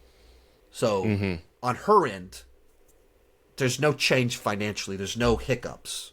So what do I need to do? So spent a year trying to do that. And, instead of spending all the money I was suddenly making, saving it. So there's a big, gigantic pot for the slow months. The slow months. YouTube, it's very wild and extremely varied. Like right now, January, what came out this month? Night Swim and Mean Girls. Check. Like what? Nothing. Like you look at the top 5, it's still Aquaman, Wonka, Anyone But You. These are still in the top 5 6 weeks later because nothing came out this month. And that means that there's nothing fueling people to go to YouTube to watch movie reviews and stuff. And then when Spider-Man No Way Home came out, and I'm the guy that rakes stuff, and we got a new Spider-Man movie with a bunch of Spider-Man villains and a bunch of Spider-Man themselves. Oh my God. The planets aligned. That was my kids can go to college because of Spider-Man No Way Home. I mean, nice. Not quite that good, but like it was crazy how good that month was, and then you literally make a fraction the next month. So having that pot, this is locked here, and then into our family checking account, I pay myself the same amount. I actually finally gave myself a raise last year. It's like, can you give yourself a raise? I was like, I earned it. It's but the way our finances primarily work, it was more like she got a raise, not me. But just like had a system that was like nothing changed for her. It was just clean and simple, and took a year to build up to it, and then went full time in 5 years ago in a couple weeks from now. Nice. I used to sell homes for KB back in 2006. And I remember one of the old school guys, he goes, Rudy, 1 month you eat the chicken, the next month you eat the feathers. I'm like, what does that mean? He goes, save your money. I remember like November was the end of the year, and that was like our biggest check. Some of us had $40,000 checks. I remember getting a $20,000 check, and they're like, save it, because the next month you get nothing. So I'm like, oh, this is like sales in a way. So I was like, knew when we can spend, when projected what month was going to be okay.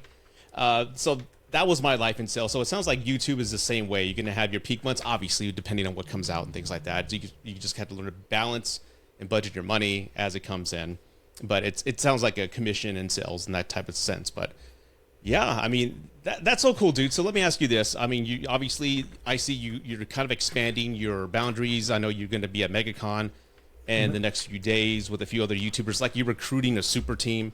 Like, what are your future plans? Like, what do you have, like, down the line? Because I know, I don't know. I mean, it just sounds like just videos are not enough for you. It sounds like you have bigger plans. Like, what do you hope to do later in the future?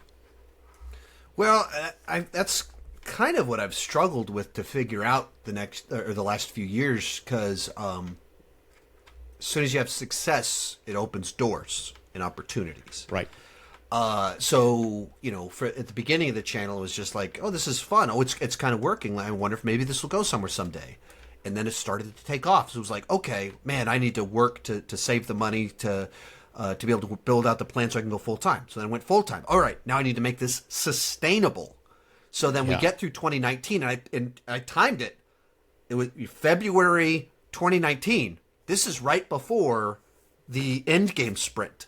So 2 weeks after I went full time, Captain Marvel comes out. Obviously Captain Marvel, people pick on it, made $1 billion. This was like that wave of excitement that pushed that to $1 billion, that's the wave that I rode to be able to make full-time work. And this is the year that Rise of Skywalker comes out. People didn't like it, but a lot of people watch Star Wars videos related to it. Yeah. And, Lion King makes $1.6 billion. Aladdin makes over $1 billion. Toy Story 4. Like, that was the plan, was to write all these gigantic films. And so, and it worked. It's like, this is cool. 2020, I'm gonna go to a bunch of cons. I'll start traveling. And all these big new movies coming out in 2020 in movie theaters. We're all going to go to the theater together to watch all these films. Yeah. And that is not how 2020 went. And so it was like literally right as this thing's working. It worked. I did it. I survived my first sprint full time. Let's see what's next. COVID is next. And so I improved my business model and I ended up making, I made more money in 2020 than I did in 2019. It was like by like $500. It was less than $1,000. It was they were so close. But the year that no movies came out, following the year where every big, the craziest year for blockbusters ever, 2019. And 2020 did just a little bit better because the business model, tried to everything possible to what are the revenue streams? How can I do Patreon better and deliver more value there? It did all this stuff and tried to, everyone was at home. So movies aren't coming out. So they're watching more streaming and they're watching more YouTube. And and so it became a game of ideas. And so it came out just a little bit ahead. And that meant when the economy picked back up in 2021, and Spider-Man No Way Home came out, better business model, so things went really nicely in 2021 and 2022. Nice. But the problem I ran into was, okay, survive COVID, world opens back up, start traveling, doing cons, getting opportunities to speak, starting to meet people, and you go, okay, what do I want? What am I willing to do to go further, to expand this? What, you start looking at the YouTube channel and you go, if I hire staff to edit everything, that takes that off my plate. I can create more content. I can, how to expand this and all the ways that would look like. What would I do with my time if I didn't need to edit? But also changes my job from content creator to boss. Do I want to be a boss? Do I want to need to work on the time frame of other people? That's so much of what's going through my mind right now. Of there's all these options on the table. Which ones do I actually want that will sustain the quality of life that I enjoy? And even stuff of the traveling. It's my wife that travels a lot for her work, training with her company, and I do all these cons. And so last year we had 13 trips in the first half of the year. In the next, so I leave town for MegaCon. As soon as I get back, she leaves on a work trip. As soon as she gets back, I'm going to Arizona for Zach Pope's wedding. So I have 3 trips in the next 2 weeks. Well, of course he's getting married. He's in love with his fiance. He's been very vocal about that. Well, very good for him. I didn't know that. I got to message him. Yep. Right around the corner. So we got 3 trips the next 2 weeks. And so then we start going okay, I really enjoy the travel, but our kids are old enough that they're aware of it now.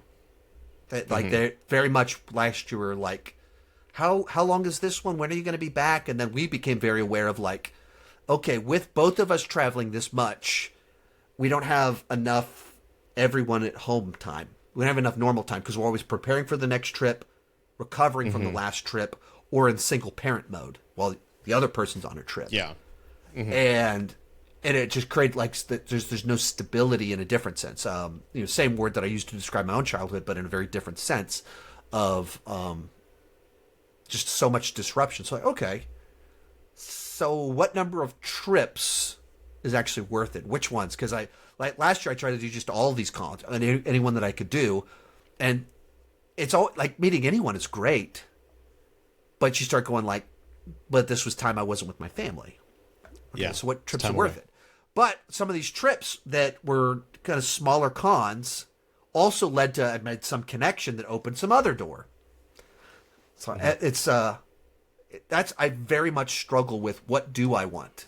What is next? I'm not really sure.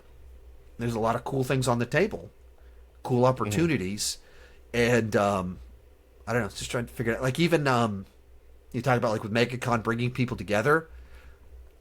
Some of that's really cool to be able to be a part of. Even realizing what it is, you stop and think. A pastor at a church is a event planner. You're planning a weekly event, a church service. And then when you're a youth pastor, you're planning like 17 weekly events because you're doing dodgeball, you're doing small groups, you're doing Sunday morning, all this wacky stuff. And so I planned events and recruited people for years. That's what I did.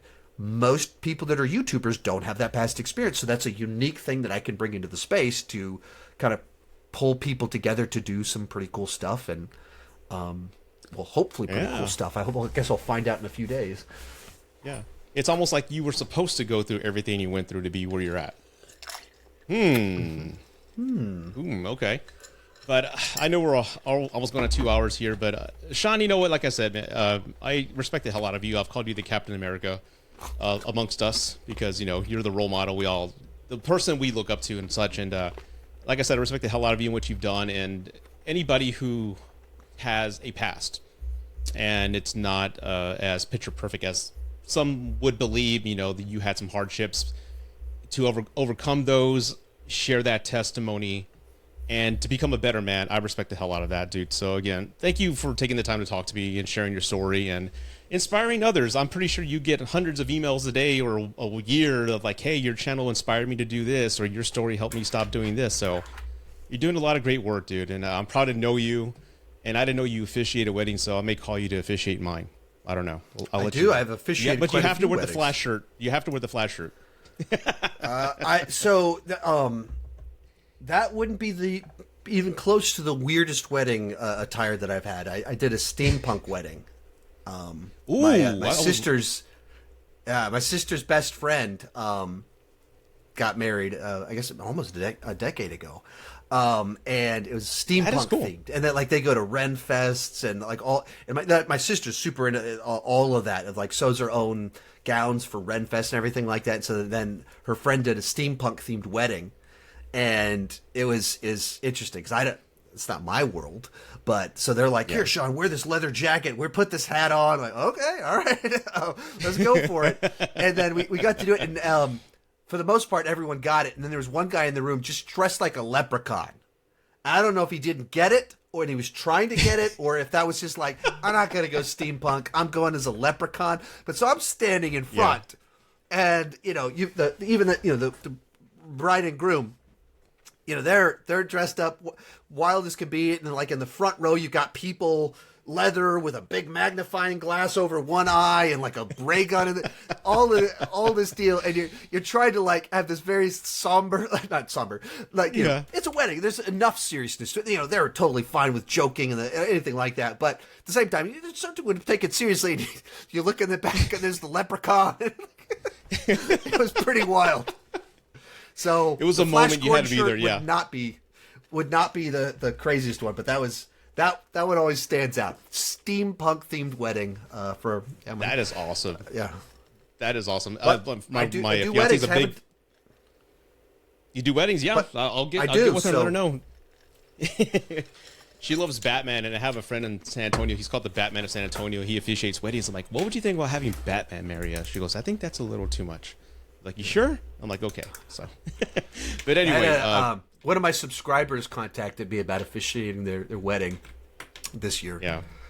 So I was like, I don't know if it'll work. I'm open to the concept though. Let's maybe we can make something work. There you go. Yeah. Well, everybody, this is again Sean Chandler. Thank you so much, sir, for your time, and I really do appreciate it, sir. Thanks for having me.